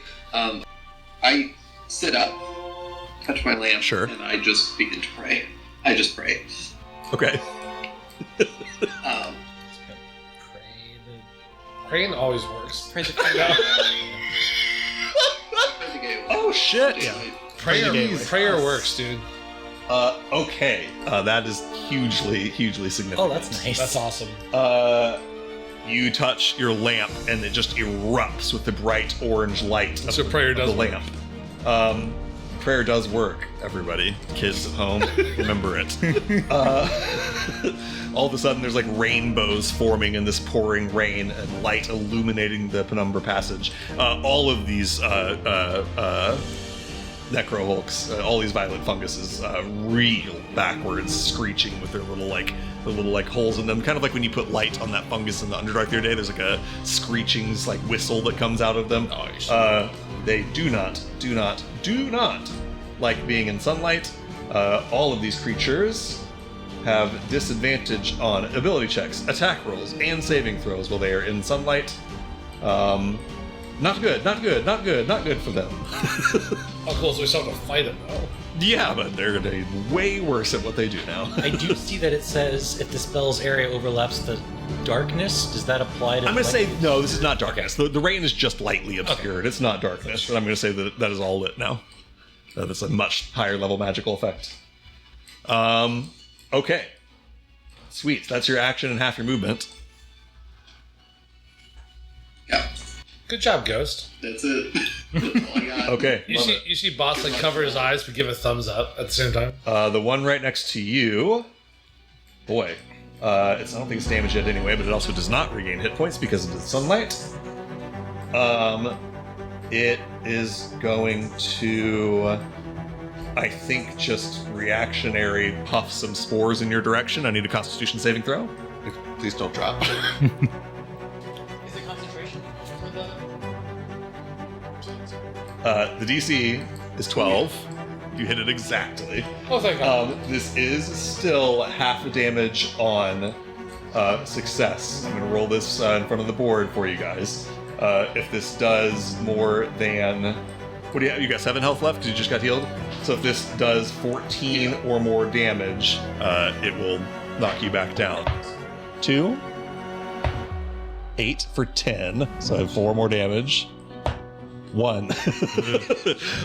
You take half of 11. You take 5 points of damage, Ghost. You are not poisoned and you do not fall back down. Jesus Christ. That was intense. Okay. Didn't like it. That's it for this thing's turn. It does not like sunlight. You see it. Boy, this thing is stupid. It tries to get out of the sunlight. It's going to use its movement. It'll step away from you. I don't know if you have a reaction for that. Ghost is not, or most Bones is not hidden. So 1, 2, 3, 4. Can you see Bones? He is lightly obscured. Ghost, did you have an opportunity? He does. 8 will not hit, unfortunately. Yeah. Even with the sun. It is going to try to start running fully out of the sunlight. It's going to have to run so far. That's it for its action and its movement. Ghost, I'm so sorry that your rolls have been absolute piss shit. Piss shit. Absolute piss shit. I mean, as a person who said we wouldn't take damage, I'm not sorry. I guess it's poetic. I have a question for Drake. When you DM, how are your rolls? Bad. All right. Average. Statistically average over a long period of time. Big Daddy Does is occasionally get those spikes. Big Daddy is marginally more intelligent than Little One. Still not intelligent enough to. It's intelligent enough not to just try to run out of 60 feet of light. It knows that it will be dead before it makes it 60 feet. Intelligent and violent, you said. And intelligent enough to try to move away from the flaming sphere. Not intelligent enough to, know that it could knock Ghost out to try to get rid of the spell. Can it see him through the obscurity of the rain? All it is disadvantage on Lightly obscured. Yeah. Not heavily. It moves a little bit further forward. This is going to be an attack on one on Morisco and one on Bones. Your stealth check was not good enough to stay hidden from it. It is going to roll with disadvantage because of the sunlight. On Bones, that is a natural 16 and a 2 for a total of 9, I believe misses. Thank God. On Morisco, that is still a 12, even with disadvantage, plus is that 19 to hit you? Just barely. All right, I believe that deals you 2 death saving throws. Technically, if we're teaching, only 1 because he's not within 5. Oh yeah, yep, no, you're correct. Yep. You're correct. Yep. So 1 death saving throw to Morisco. So if you hit a creature and it's not within 5 feet, You have to be within 5 feet to do auto too. Yep. However, No, it does. oh yeah, okay. It does. It is going to move the rest of the way next to Morisco. Probably honestly would have done this before attacking you, but it won't. No, don't do it. Go back. I already said it. However, it sees Morisco's body bleeding on the ground, and it starts to reach out tendrils down towards You it. don't have to do that. and starts to sort of pull Morisco's body up into its body. Let's see here. You are grafted to its body. While you are grafted to its body, you are restrained. You have disadvantage on Constitution saving throws, and you move with it when it moves. And if you die while grafted to it, it'll get some hit points back, but I'm sure that'll be the least of your worries if you die while grafted to it. Anyone can use an action to try to break him free. That is this thing's turn. On a 5 or a 6, it regains its big spore bomb. I sure would like it not to. That is a 1 again. It does not regain its big spore bomb. Alright. That brings us now to Bone's turn. Okay, Ghost is a legend. He has saved me from having to do my thing. I will move. I've seen this thing has reach. You've seen it has reach. I move southwest, southwest, west. West. Yeah, that looks about right. And I fire over Ghost's shoulder Okay. at big guy. Okay. I will. Damn it. I don't have any other way to get advantage right now. Oh wait, Sunlight, do we get advantage on it? No, it is not advantage for you. It's just disadvantage for all of its shit. I actually already have it. 29 to hit for some damage. 28 total points of damage, and I need it to give me a strength saving throw. 28 points of damage. Your rifle rockets through the center of it. Is it strength save, you said? Strength saving throw. Disadvantage because it's in sunlight. Love that. That is a natural 2. Delightful. I think Morisco probably goes with him, but that's okay. He's pushed 15 back so that his northeast corner hits the flaming sphere. He sure does. Does that do damage right now? I don't know how flaming sphere I works. think it's the first time you run into it on your turn. I don't know, but I think it might be. Oh, sorry. Find out. Flame What does sphere. flaming sphere say as far as when they take damage from like being close to it? If they end their turn on it, In their turn? or if I ram it into them at this point, it'd be him being rammed into. I'm gonna count this as the thing being rammed into I it. would So say- roll damage as if it had been rammed into it. 6 there. 8. 8, nice. Sweet. You send this thing staggering backwards into this flaming sphere. It like stumbles back a few times, and the whole thing kind of does like a slough apart, partially into the fire before it kind of reforms. Okay. Morisco did go with it. You're on one fail. Yes. Fuck. I do have inspiration, so I'm not going to die, hopefully. I would have to fuck up real bad. But did he just go down? He just went down and he took one hit. Is he also one of the people that was saying we're gonna need to rest? I said I could take care of healing. Yeah. He was the I one know, that that's said, why "You I'm can go like- today, I'll take care of healing. Why is it all the people that are going down that are like, "We'll be fine"? the group. They split the group. I mean, they did split the party. By like 30 feet. That's a Actually, it's that's, more like 60 feet. yeah, I that's like counted. 60. Shut up. 30 feet would be reasonable. How bad does it look like Morisco's situation is? About as bad as it I gets. kind He's of- being almost digested by this thing right Things now. are bad. But he likes Effectively in it. he Was that it likes for your turn, Bones? Are you done? No, Oh, you're still I'm looking. figuring out what to do with my bonus action. He's like in mechanical terms, he's failed a death saving throw, and he is like this thing is like trying to leech life off of his body. yeah, but he likes eating stuffs, like True. eating Oh and cooking. So I feel like it's Chef becomes yeah. I the know. I'm meal, kind of like as they say. internally, Patches is just like this feels right. You know, like if he's gonna die, this is the way he should die. I mean, you have like a He spaghetti was straight up eating mushrooms like 2 days. Exactly. Yeah. So Now mushrooms. Okay. Is it too late to use my reaction? Okay. Is To be it fair, mushrooms. No, you can use it. don't You can use it. okay? I'll use my reaction and swift triage. Okay, so triage him. Okay, cool. I'm going to say that because we're declaring it kind of late, I'm going to say he remains like restrained and stuff, but you can still do the heal. Oh yeah, I think he does anyway. Yeah, okay. He doesn't count as like going down. Yeah. I also don't want to move because I think it says I can move. Yeah, you don't have to move. Nope. I don't want to move closer because I'll be next All right, to just all hit him that with a shit. first level healing word. Yeah.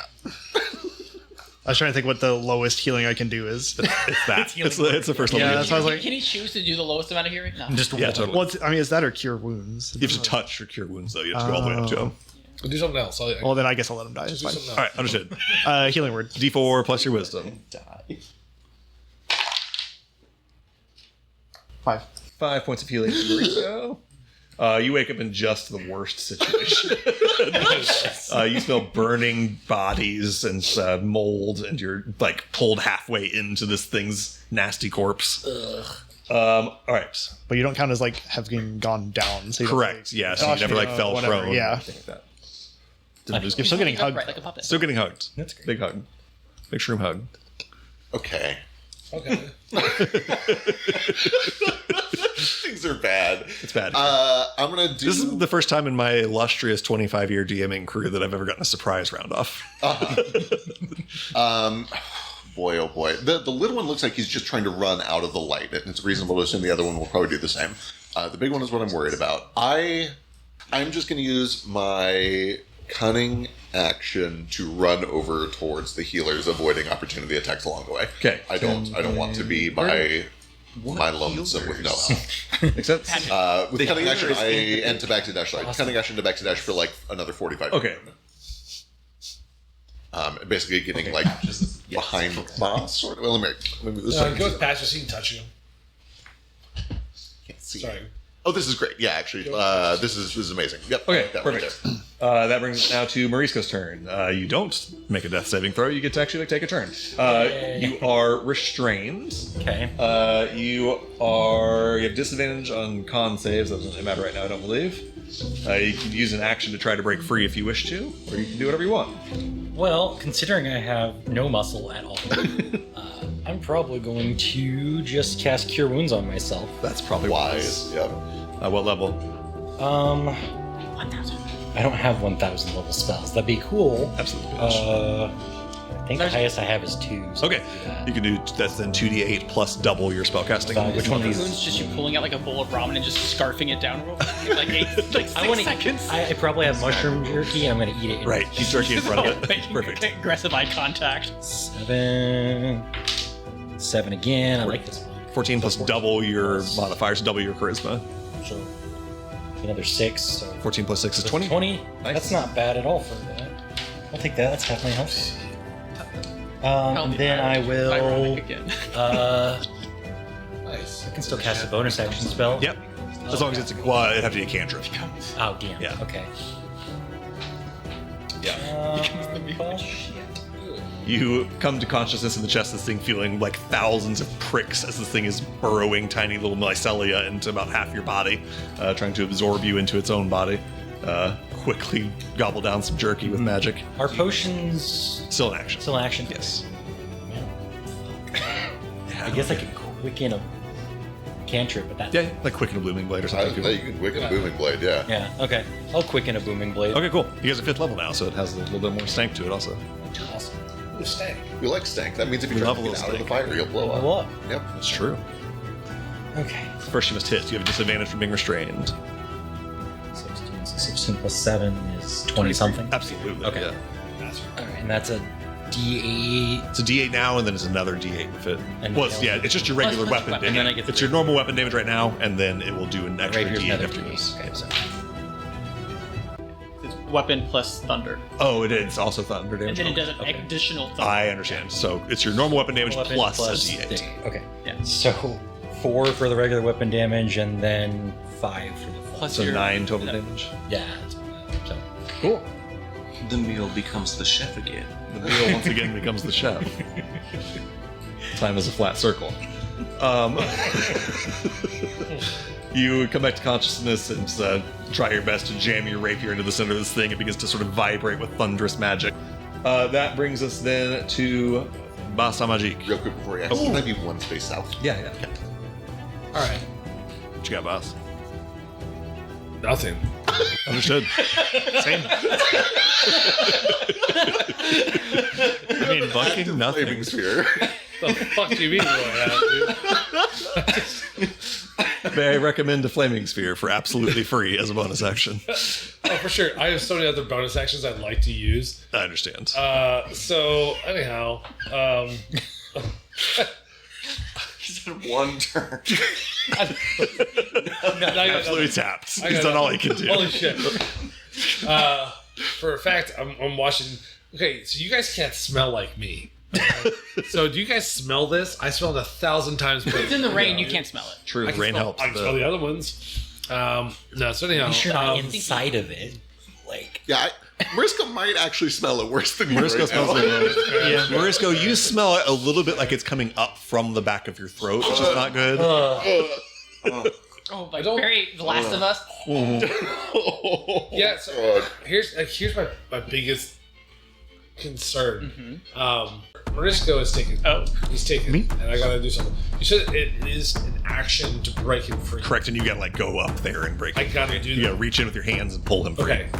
I can use my trunk as an unarmed attack or as a grapple. You can absolutely try to pull Marisco out with it, yeah. I'll hit him and grab him. Sure, yeah, if you wish to. Now let's see if you can get up to him first. We'll start with that. Your movement is... That's all I got. That's all I want to do. Do you have 35 feet of movement, or are you 30? 30. Wait, it's 35 feet? Yeah, he's I'm on the wrong side. reloading now, but yes, he's 35 feet away from you. Son of a bitch. So that changes things too. Just kill it. That's fine. That's fine.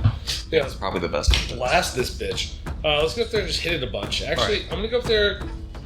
Ooh, fun. So, taking my grandfather's sickle, I run up there into the rain. Just Yep. fucking war Apache scream, just going for it. I'm gonna smash it with the blade, and then I'm just gonna hit it as an unarmed attack. So, like, run up and do this like spinning attack with the blade, and then followed by the trunk right across it. Hell yeah, love it. All right, give me the first action attack.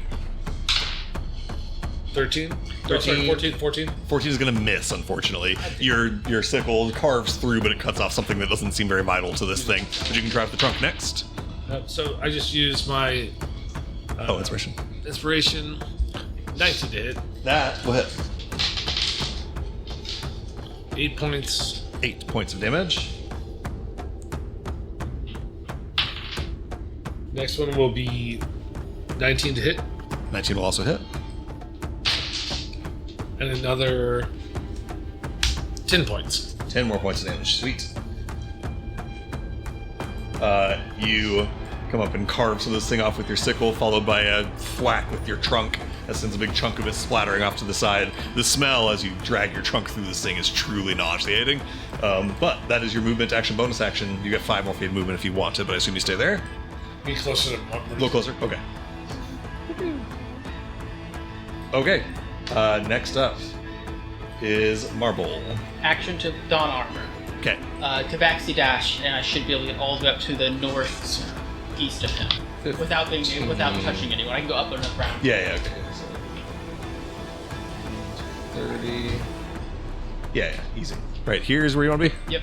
There is a flaming sphere closer. You feel you're... I don't know how his flaming will hurt. if you stay within 5 feet of it at the end of your turn, it'll burn you.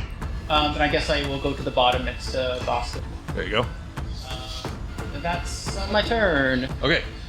That brings us to this one over here. I would really like to be out of the sun.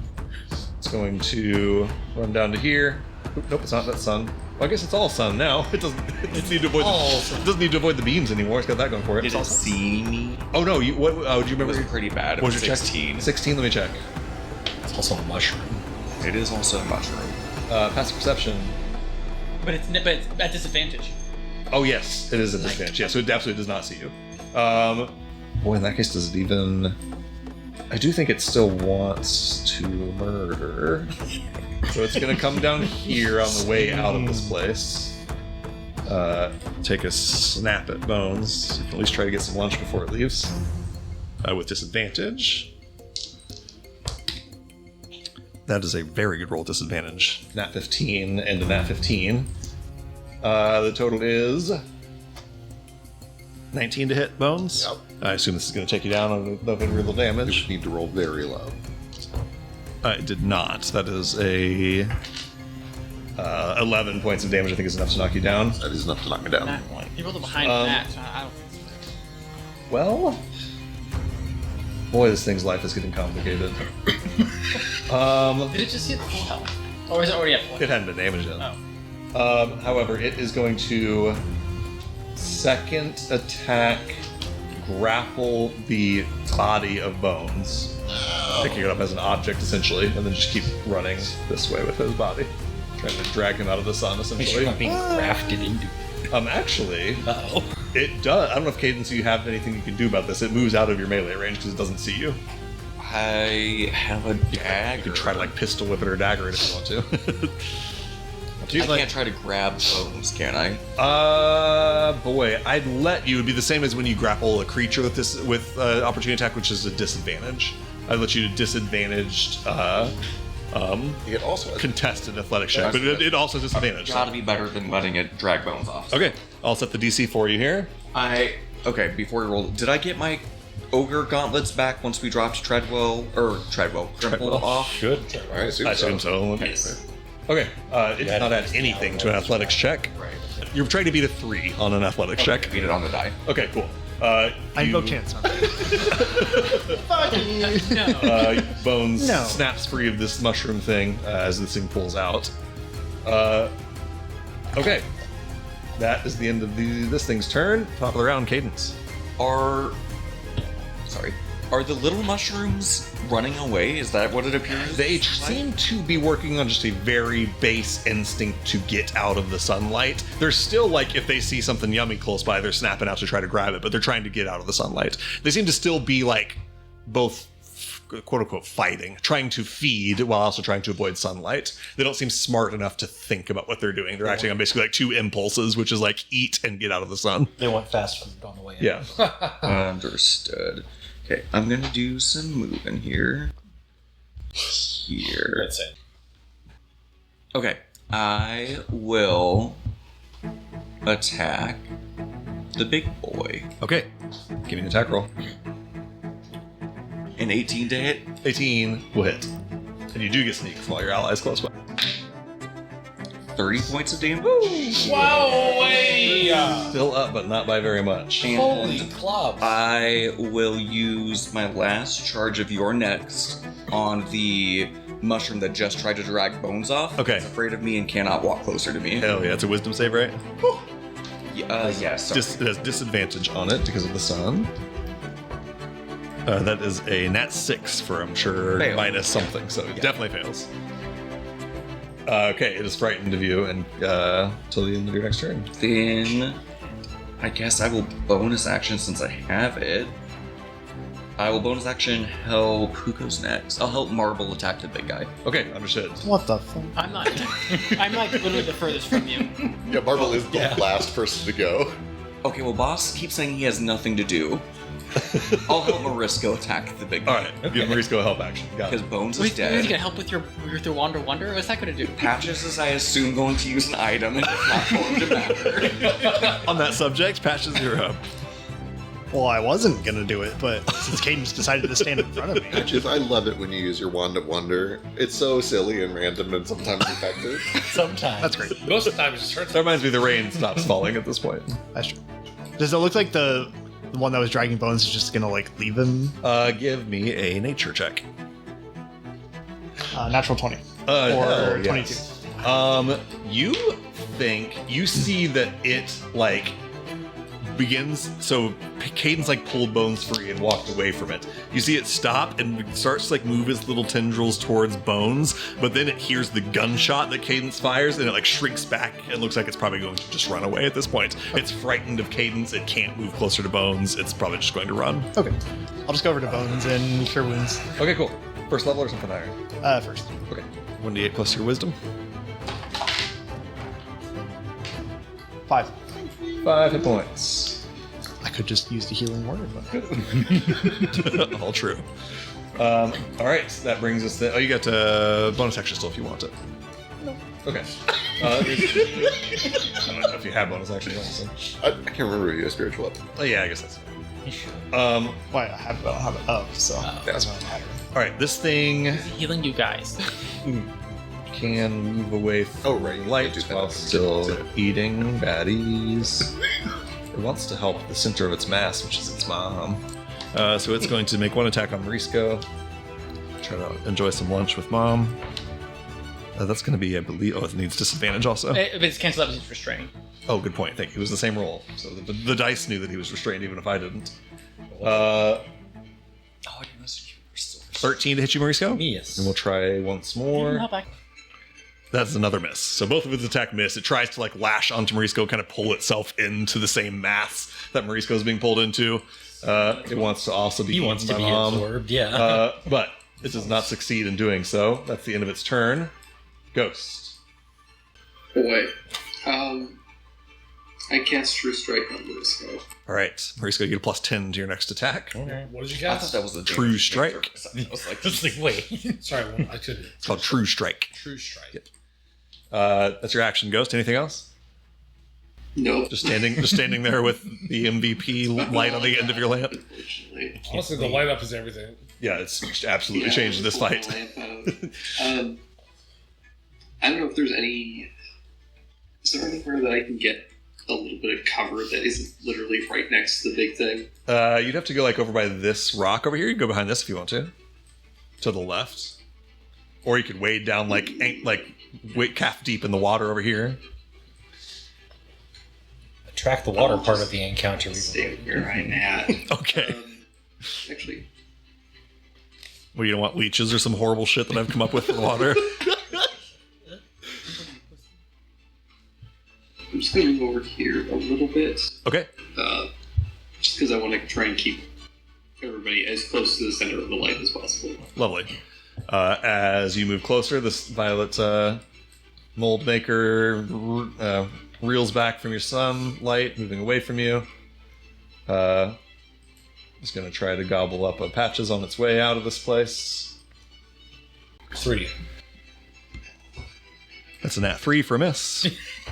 You did it! And another nat 3 for a miss. Incredible. All right, that's it for this one's turn. Big Mama. Daddy knows. Big Mama. so when you introduced this guy, you said Big Daddy. We're doing ginger. Do you have a problem with my gender fluid mold, you fucking bigot? So sorry. It's very fluid. Okay, this thing is... Depends on which head is. It's flowing goes into the it's, top. it's flowing into my mouth. This That's how thing it's is fluid. in a god-awful position. It's booming bladed, it's standing on a flaming sphere, and it's surrounded by bad guys. But never. Boy, oh boy, oh boy. What hope does this thing even Gender have? fluid and this Pride this month. It's August. It's 2 months. 2 months. Okay, the first thing it's going to do as a bonus action is it is going to try to eat some more food. We'll do evens for Marble and odds for Boss. You just take me. That's evens for Marble. Marble, I need you to make me a strength saving Oh, throw. I'm actually not very good at those. I was hoping that you would actually hit me. No. Out of the question. It might hit you after it restrains you, but 15. that is exactly the DC. You lucky bastard. If I would have failed, I could have guessed cast resistance. Yeah. It wraps some tendrils of mycelia around your armor and tries to pull you up into itself, but you're just too heavy. It can't quite pull you in. You avoid that. It is then going to... Boy, this is bad. I think it... Boy, this thing has a bad thing that happens to it with fire. So I think it is going to... Eat shit and die. I think its most basic impulse here is get away from the fire. It's going to take a step this way to not be in the fire. Booming Blade goes off, I'm gonna hit and with both Marble and Boss can make I'm opportunity gonna hit attacks. with the booming blade. I know I won't get the reaction from it, but I'll get the extra. So first, Booming Blade damage from Mauricio. 3. 3 points of damage. Boss, your opportunity attack. 16 to hit. That will miss. And then Marble, your opportunity attack. 18 will hit. That's its AC. Okay, so it's gonna take 12 points of bludgeoning and 2 points of fear. I should have said it out loud. I started to say it had 15 hit points left. You just did 14 damage. Just a hit point left. With a single hit point left, it starts moving away from this fiery sphere, sliding along the wall a little bit. Let's see, it's gone 10 so far. 20, 30, 40. Dragging Morisco as it goes. Bye. And then...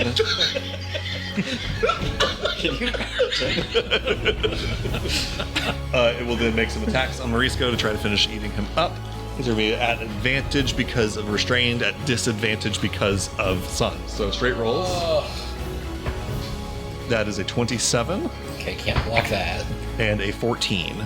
That one I already am at. That misses. So 1 hit. One hit. Don't do 20 damage. I can't believe you would say that out loud. You can do not that. Let's see. This adds 4, so I need 16 or more on these dice. That is 12. So it does a total of 16 points of damage to you, I'm still alive. keeping you conscious. Yep. Just barely, but yep. And that is the end of its turn. How many hit points do you have left? 4. You passed through that light, right? Everything is light. Everything is light. Yep. That's right. Okay, that is Bones' turn. Bones, you're conscious. You're good. I am. Have my movement stand up. Superficially, this is extremely easy, but in Bones' head, there's a whole thing going on where he lines up the shot and realizes that he is firing through 5 friendlies at a friendly. And he clicks the Clockwork Amulet. There's the ticking of a stopwatch that slows down. He can feel his own heartbeat slow, and he rolls a 20 with disadvantage to hit. Hits. Perfect. I do damage. Yes, it has a hit point. This thing, it's bizarre because it doesn't look all that damaged. It's still like it almost got the same sort of like size and bulk to it. But you put a bullet through, and for whatever reason, it's the one that does it. And the whole thing just like sloughs apart and scatters to the ground. There's an awful stench of dead bodies that go rolling all over the ground. Morisco, you feel yourself freed. And this thing slumps off to the ground. Wonderful. I'm just going to cunning action disengage. Okay. And run northwest. 10, 20, 30. Not about half that far. I don't want to get like too far from Patches. I want to Got leave it. Patches out to dry. But I just don't want to take a hit. Fuck them. Patches and Ghost, for the record, are the reason we are not TPK'd right now. Like, Yeah. All right, that brings us then to Morisco. You're free. Well, now I don't get my help action. Thanks. True. True strike, absolutely wasted. Wasted. I think I have to tabaxi dash to get back to the violet guy. 10, 20, 30. if you can get within 60 feet, you can throw with disadvantage anything. Any improvised weapon has a disadvantage range of 60 feet. But I can't divine smite at range. You tabaxi dashed, didn't you? I think I have to get further. No, you've only moved 30 feet. Oh, then I don't So have to. yeah, you can go much you can further just go without it kill because that you were thing, not yeah. prone. Because Right. he used his triage thing, you never fell prone. Yep. So you were not prone. You were just restrained. So you can just tabaxi dash the rest of the way over here. And you got 15 more feet if you want them, but I assume that's where you want to be. Sure, I'll do that. Okay, then you can just make a normal attack with your rapier. Okay. 14 plus 6. So plus the plus 10, it's like a Yes, 30. yeah, you got a 30. 30 will hit.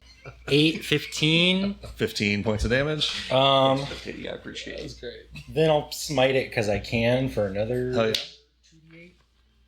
Yep. Another 5. So 20. 24. 5, 4 more, 9 more. Okay. Sweet. Yeah, you just stab your rapier into this thing, skewer it like a mushroom kebab. That is your movement and your action. You have a bonus action. I can spiritual weapon. That seems stupid at this point, so Yeah. I won't. Okay. There's 2 of them. Oh wait, I can offhand attack with the dagger. You can, yeah. let's do if you it. want to. Let's do Can it. you smite with that? Yeah, you can smite more than one time. Or he does the react. I don't think I want to. Well, wait, we get No, it's not the our our stuff back at the wand. You're about to get a long We're about rest. to so I get might as well. blow your We're load. also Yeah. Okay. No, so to be fair, long rest does not give you back all your mana. Right. So- That's Oh yeah, we do still have to get through a fortress, so yeah. 16 plus something, so 20 something. So it does a d4 damage without Okay. adding anything. Without anything else. Unless you're smiting. No. 2. 2 points of damage. That's not nothing. He's dead. It's not bad for free. Yeah. I don't care. All right. That brings us then to Basamajik.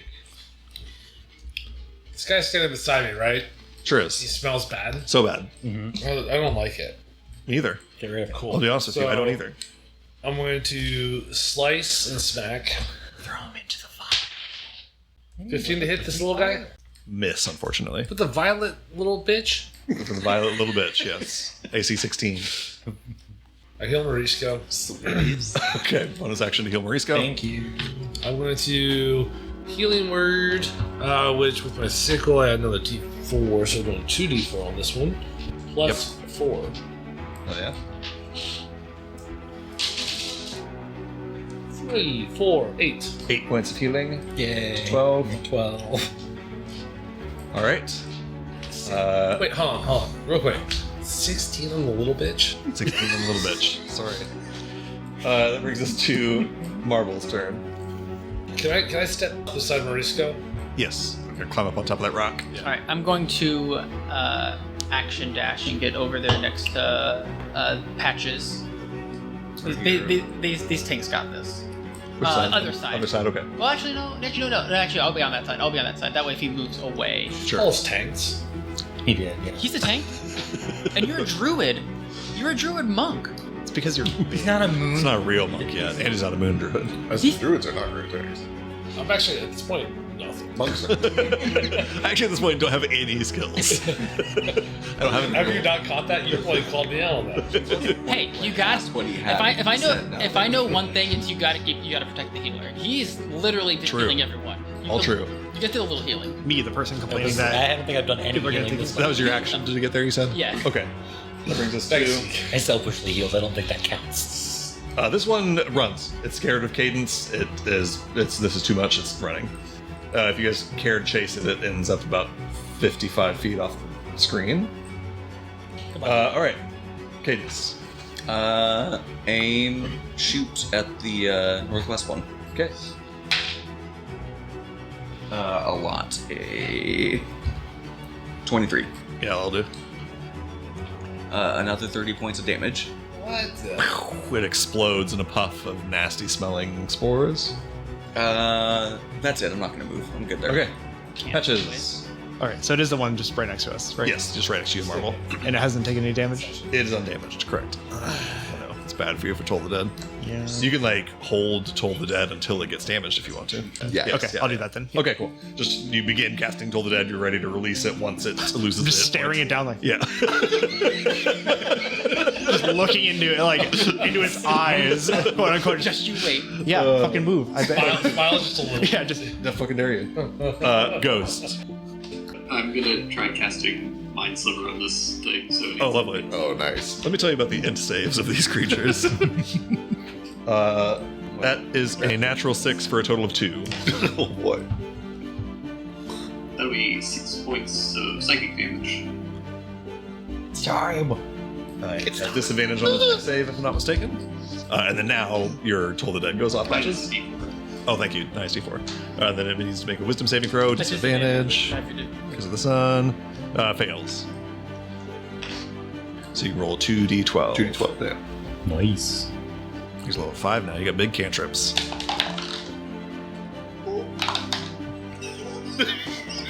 is it 2 to 12 plus anything? No, not plus anything. Just 2d12. All right, 16. 16 points of damage. Nice. That's good for a cantrip, man. Oh, yeah. All right. Rest of your turn, Ghost, if you have anything else. Sorry, that should have been Oh, yeah. 1 more point of psychic damage. Here we go. And another. I think that's kind of it. I will start patching up my wounds. Okay. Understood. That brings us to this one that you guys are fighting. I think it is going to... It's not even smart enough to disengage, I don't think. It runs away from you two. You guys can look... Booming punch. Yeah, Marble, you can make an opportunity attack. Yeah. I'm a Warcaster. I have a shield. I have to have a Warcaster. 23 to hit. Yes, that'll definitely hit. So the initial one would be 9 bludgeoning, 5 thunder. So 14. He has 21 hit points left, so you gotta do 7 more. 12 points of thunder damage. Excellent. It explodes in thunder. And with that, Penumbra Passage goes quiet once again, unless you guys do want to like chase down this last one. Well, it's probably dark over there, I see. Yeah, it gets out of the edge of the light. That's fine. So this is a large cave, and I just caused the thunder. We had a lot of thunder. Is it like Sure. echo And a around? lot of- Yeah, it is And, echoing and loud. Every time you guys have done a booming blade, there's been like, especially the first time, there's been like a flurry of flying critters that like flew away very. There's also been, for the last minute, roughly, not minute, 30 seconds, whatever you want to call it, Yeah, sunlight. true. Yeah, true. True sunlight. Yeah, I meant more like, how far away can people hear that? In the Oh cave? boy, I think it actually explicitly says for booming blade, doesn't it? How far Yeah, we but can hear we're it. It's like in 300 echoey feet. cave. We're in- Yeah, you'll be able to hear a little bit further because of that, but yeah. But not like they're not like over there at the like Yeah. the keep, and they're like, oh shit. Yeah. There's probably a right. No, you're not close enough to keep for them to be like, oh shit about it. But you like, it does occur to you that if you like did the sound of thunder anywhere where someone could hear it, the 99% of this population has never heard thunder. True. Be a very strange sound for them. Never been outside. I mean, I would assume they'd think it'd be like rocks falling or something. Probably, yeah. It's like, oh, that's a weird rock falling. Yeah. Spending enough time fucking with these people. I'm keeping my armor on because I if we were, I know we're not, but if we Actually- did run into stuff, I don't want to waste a whole nother turn putting it on. Going to keep us on this map as you guys continue to move through Penumbra Passage. I don't know if you guys take a break for healing or something. I will start making magic gauze. Lovely. Is there any way that we can heal without me spending all my spell points? Or what? I'm burning. I only have a little bit of mana, but it's only good for healing, so I'll use it to heal myself. We have a prime zenith tonight. Yes, they'll get all your hit points back. I was going to say, I don't want to overheal because we're going to get a free heal in a second. Is there anybody... After we already get to the abyss, though. Right, exactly. We still. This is something that has not come up yet this campaign. Nobody has medicine proficiency to use a healer's kit. Unfortunately. Wild. Because there is I was told non-magical not out to of take combat it. healing. I was told not to take it because someone else would I take do. it, Sounds and then no one else took it. So I do have a nice plus to my medicine, but no. Yeah, in order to use a healer's kit, you have Yeah, to have same. proficiency in medicine. Right. At some point, someone wants to swap into that proficiency. They can. I might Yeah, because you I took religion, and I'm Makes kind of like sense. I'm my own god, so who cares? Yeah, exactly. Gotta switch right now. That's fine. Sure. Okay, cool. Can I go I'll ahead and be take at the extra, starry form and cast all the healing I can on Chalice. Ghost? Yeah, sure. Chalice, yeah. How much? Just let me know how he gets back, or how much he gets back. 23 points back. Jeez. All right, Ghost, you regain 23 hit points. That was good. Bless. I am up to 15. A bonus up to 15. I'd like to pull Ghost aside and be like, may I speak to you for a second, please, Ghost? Yes, certainly. I noticed that you are not ready. You are not combat worthy. No, I'm not a combatant. What is this we could do to help you help us? Would you like us to stand in front? Like, is there something that you could provide for us as a safeguard? Honestly,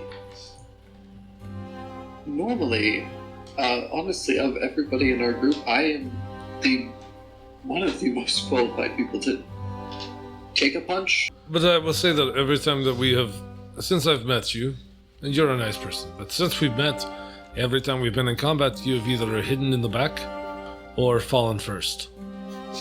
And this is not a slight against you. I have nothing against you. I'm just curious. Is there a way that we can help you? Probably not.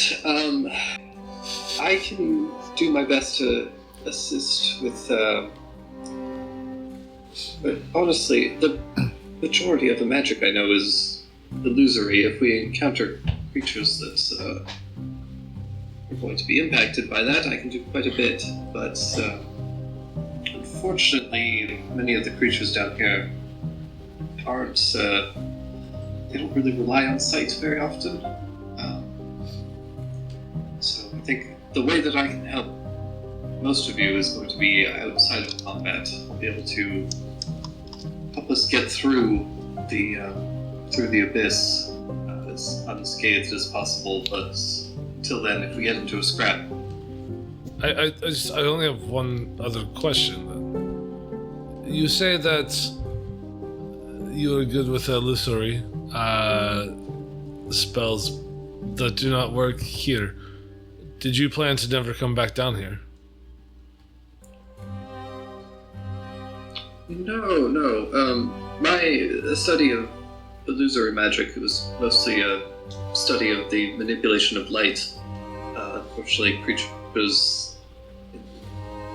many of the creatures of the Underdark, aside from my people and the people in Hallowhive, often have other senses that don't need light. Tremor sense, keen smell, hearing, that sort of thing. Okay.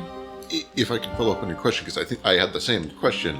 Why, in a place where all the creatures do not respond to light, did you choose to study the manipulation of light? This is my question. His religion. I look over at the beams of light. Okay, I that was not meant as a. I understand that you did not plan to go into combat. That's not what you trained for. I just didn't know if there was a reason in particular you were drawn to the School of Illusion. If I am curious, what drew you to it? It's just something that I always had a bit of a knack for. And I was always just very fascinated by the manipulation of light and sound and the way that we choose to perceive things. The fact that what one person perceives is not always what another person perceives, you know? This I understand, but you did not seem so dense as to believe that the terrors and threats around you would not find you. And if you were to study something, why is it that you study the thing that does not necessarily affect the evil around you? Honestly, I wasn't really expecting to go and fight the evil around me. That just wasn't something I thought about having in the cards. I think with this is the first moment that Boss fully understands you. Right. And reaches out and puts his hand on your shoulder and just looks you straight in the eye and just nods. Like, there's just a there's a knowingness there. Right. Oh, yes. There's something, like, I think familiar to you, Boss, in this notion of, like, thinking back, some of the scenes we saw earlier, like, not everyone has to walk through life ready to fight evil and defend themselves from death all the time. Some people just want to, like, learn. And yeah, it's just, it's a harsh juxtaposition from, but you can see a little bit of your younger self in that. But as he says it, I think that's all it takes for Right. Boss to remember. Oh, that's true. Right. And then Boss reaches to you, Ghost, and in a very quick moment, drops to a knee and just apologizes. I'm so sorry. You are correct, and this is the thing I've forgotten. The pursuit of knowledge and insight should be always protected. And from this moment forth, I hope that I can provide you with a better stance to protect your knowledge and insight. Please forgive me for any ill will or ill thought, anything you've thought against me. You're quite alright, son, honestly. My name is Basa Magic. Please call me Bas. Are you sure? Yes, please. Between us, between friends. Well, boss, you are totally fine. Please, don't take a knee in front of me. I'm not royalty. You don't have to prostrate yourself. As this is happening, Patches, you had something? Boss saying, like, can you do anything for us? Does that come with, like, a grain of salt of, like, are you going to do anything? Like, Right. You make an insight check, see how you read that.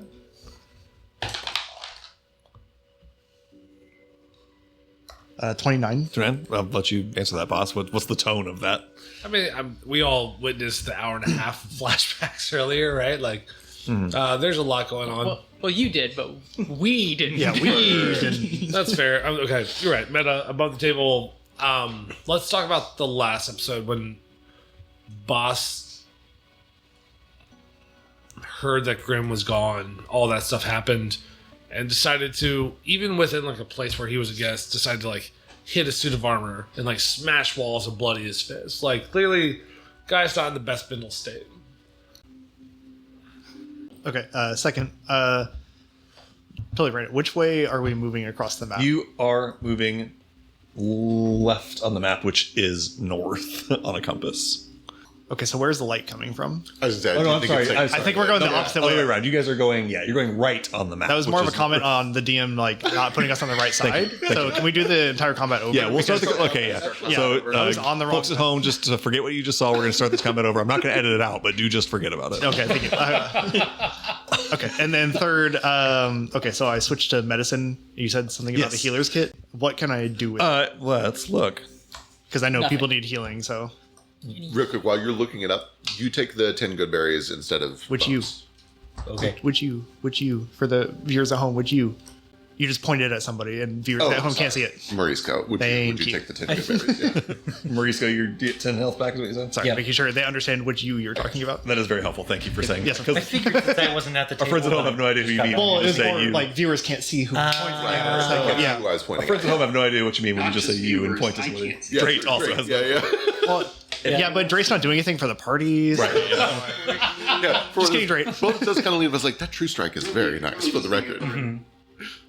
Okay. And also the daylight. Daylight. Yeah. Saved all of us. Yeah, like MVP goes and patches for that fight. Here's a lesson on healer's Silver kits. and Hollow Hive. A creature that has medicine proficiency can use the kit for the following things. One is pretty basic. If you're stabilizing somebody, you have advantage on trying to stabilize them. Not a big deal. The bigger thing is treat wounds. By spending 10 minutes administering medical treatment to a creature within 5 feet of you, you treat its wounds by making a medicine check. Prior to making the check, you choose the DC from the treat wounds table. Essentially, you kind of gamble on how high you think you can roll.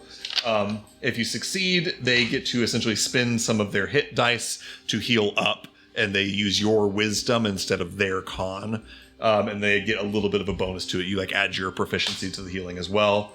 If you happen to hit a nat 20, they get bonuses. So essentially, you can spend 10 minutes healing somebody up with the healer's kit, let them do hit dice as if they had short rested, and they get a little bit of a bonus more than if they did short rest. Okay, so it and uses then their hit dice, right? uses their Okay. hit dice plus your wisdom and your proficiency. And then whether you succeed or fail, you can't use it on the same creature until they finish a short rest. So you can only do it once per short rest each creature. Okay, but I can do it multiple creatures. Yes. Okay. Each target can only be affected by it once per Okay. short rest. And I don't need proficiency in that, just in medicine. Yep, it's just it is. There's no such thing as healer's kit proficiency. It just is medicine proficiency. Okay, cool. Yep. Marisco, can you? Oh, that is not good for eating. No, I will not be cutting that up. Are they edible? These mushrooms. Give me a nature check. I'm not doing it. Okay. I'm not doing You do survival instead. Nature Are is these survival. edible? Give me a nature check. And you can do yours with you can use it with both advantage and add your cooked utensils. Mauricio. 17 plus cooked utensils, which is 9, so 26. Hard no. Don't eat these. Super bad idea to eat these. You actually, you know what? That's a really good roll. What was the total? 26. 26 is a very good roll. Hard no, don't eat these. But you Can make poison. there's a thing that they do. One, yes, you can make poison from them. Two, though, you can tell that the way these things feed is by pulling bodies into them and absorbing them. You feel like there's a weird thing that's happened down here that you've never experienced with cooking before. You're new to this thing. But with the mushrooms that you cooked up in the Underdark, they glowed and you cooked them into a dish and it made you glow when you ate it. Okay. You can imagine a world where you cook these mushrooms, which can absorb things and get health from them, and make a dish that if you eat it, you can absorb things and get health from them. It would take a very good cook's utensils check, but you feel like it's possible. You feel like the floor of that is accidentally making horrible poison. But yeah, there's a world where you could use this to make something interesting, I guess is what I'll say. It's unsavory, and you're beginning to realize that part of this quest you've set out on of using monsters to make food is dealing in some unsavory shit and trying to make something savory out of it. I think that's kind of Maurice's whole shtick. So It is gross, but I could potentially make something. Ral might be better suited to helping me. I guess we could try to salvage some of it for later. I don't know if we need to salvage the. Yeah, no. Also, these. So you know how the mushrooms, we ate those and we could glow. That was nice, yeah. These things can eat things and then gain health from it. So potentially, like we do, do. yeah, like we but do all the it'd be time. more enhanced than that. It's not instant for us. They continue to eat us from the inside after we eat them. I suppose if I fucked it up, that could happen. It It's just it smells like a rotten corpse. It does, yes. Body. That is also a good point. They have been eating, carrion garbage. it's, Would we not be consumed by the need to consume necrotized flesh? Would that not be a part of this? Mauricio, I am not the greatest at religion. I am not sure about that. on a 26 cooks check, especially because the advantage came from having Raoul's book. And Raoul's sort of the thing that fascinates you about his book and the way he cooks is this, like, Raoul has this underlying theory that essentially many of the living things of this world, many of the monsters, as we call them, of this world, have, like, inherent, essentially magical, quote unquote, properties that are not like spellcraft. They don't like ring up on to detect magic, but the things that they're doing are clearly not totally natural, at least in like a mundane sense. And he thinks like you could unlock these properties under the right alchemical circumstances. I don't know, like this is essentially exactly the kind of thing Raoul and I think you to a certain extent have set out to do, is like find a way to unlock some interesting properties out of seemingly gross things that other people wouldn't try to cook. I leave it to you whether to try to do it. On the good roll, you feel like it's like a low floor, kind of high risk, where you can make something truly dangerous, but it's also potentially at least moderately high ceiling and an interesting experiment. I think on a 26, you would be able to tell if you cooked something horrendously poisonous out of this and know not to eat it. And like essentially, like you're not scooping up. What you're doing here is not like taking a shovel and scooping up fucking mold full of bodies and carrion. You're like carefully finding the like threads of like the mycelia and the little bits of like mushroom cap that are in there. And yeah, I've worked with poisonous substances before. There's a certain fish that is very great if you cook it right, and if you don't, you die. Do it. Right now, I am not that Storming the hungry. fort in about 30 minutes. I'll try to harvest some of it. yeah. Like, On the survival check you already rolled, you can just Okay. harvest some and put it and cook it and save it for later to cook. Okay. No problem. You find some that you are certain are completely dead, that are not like still wriggling or anything.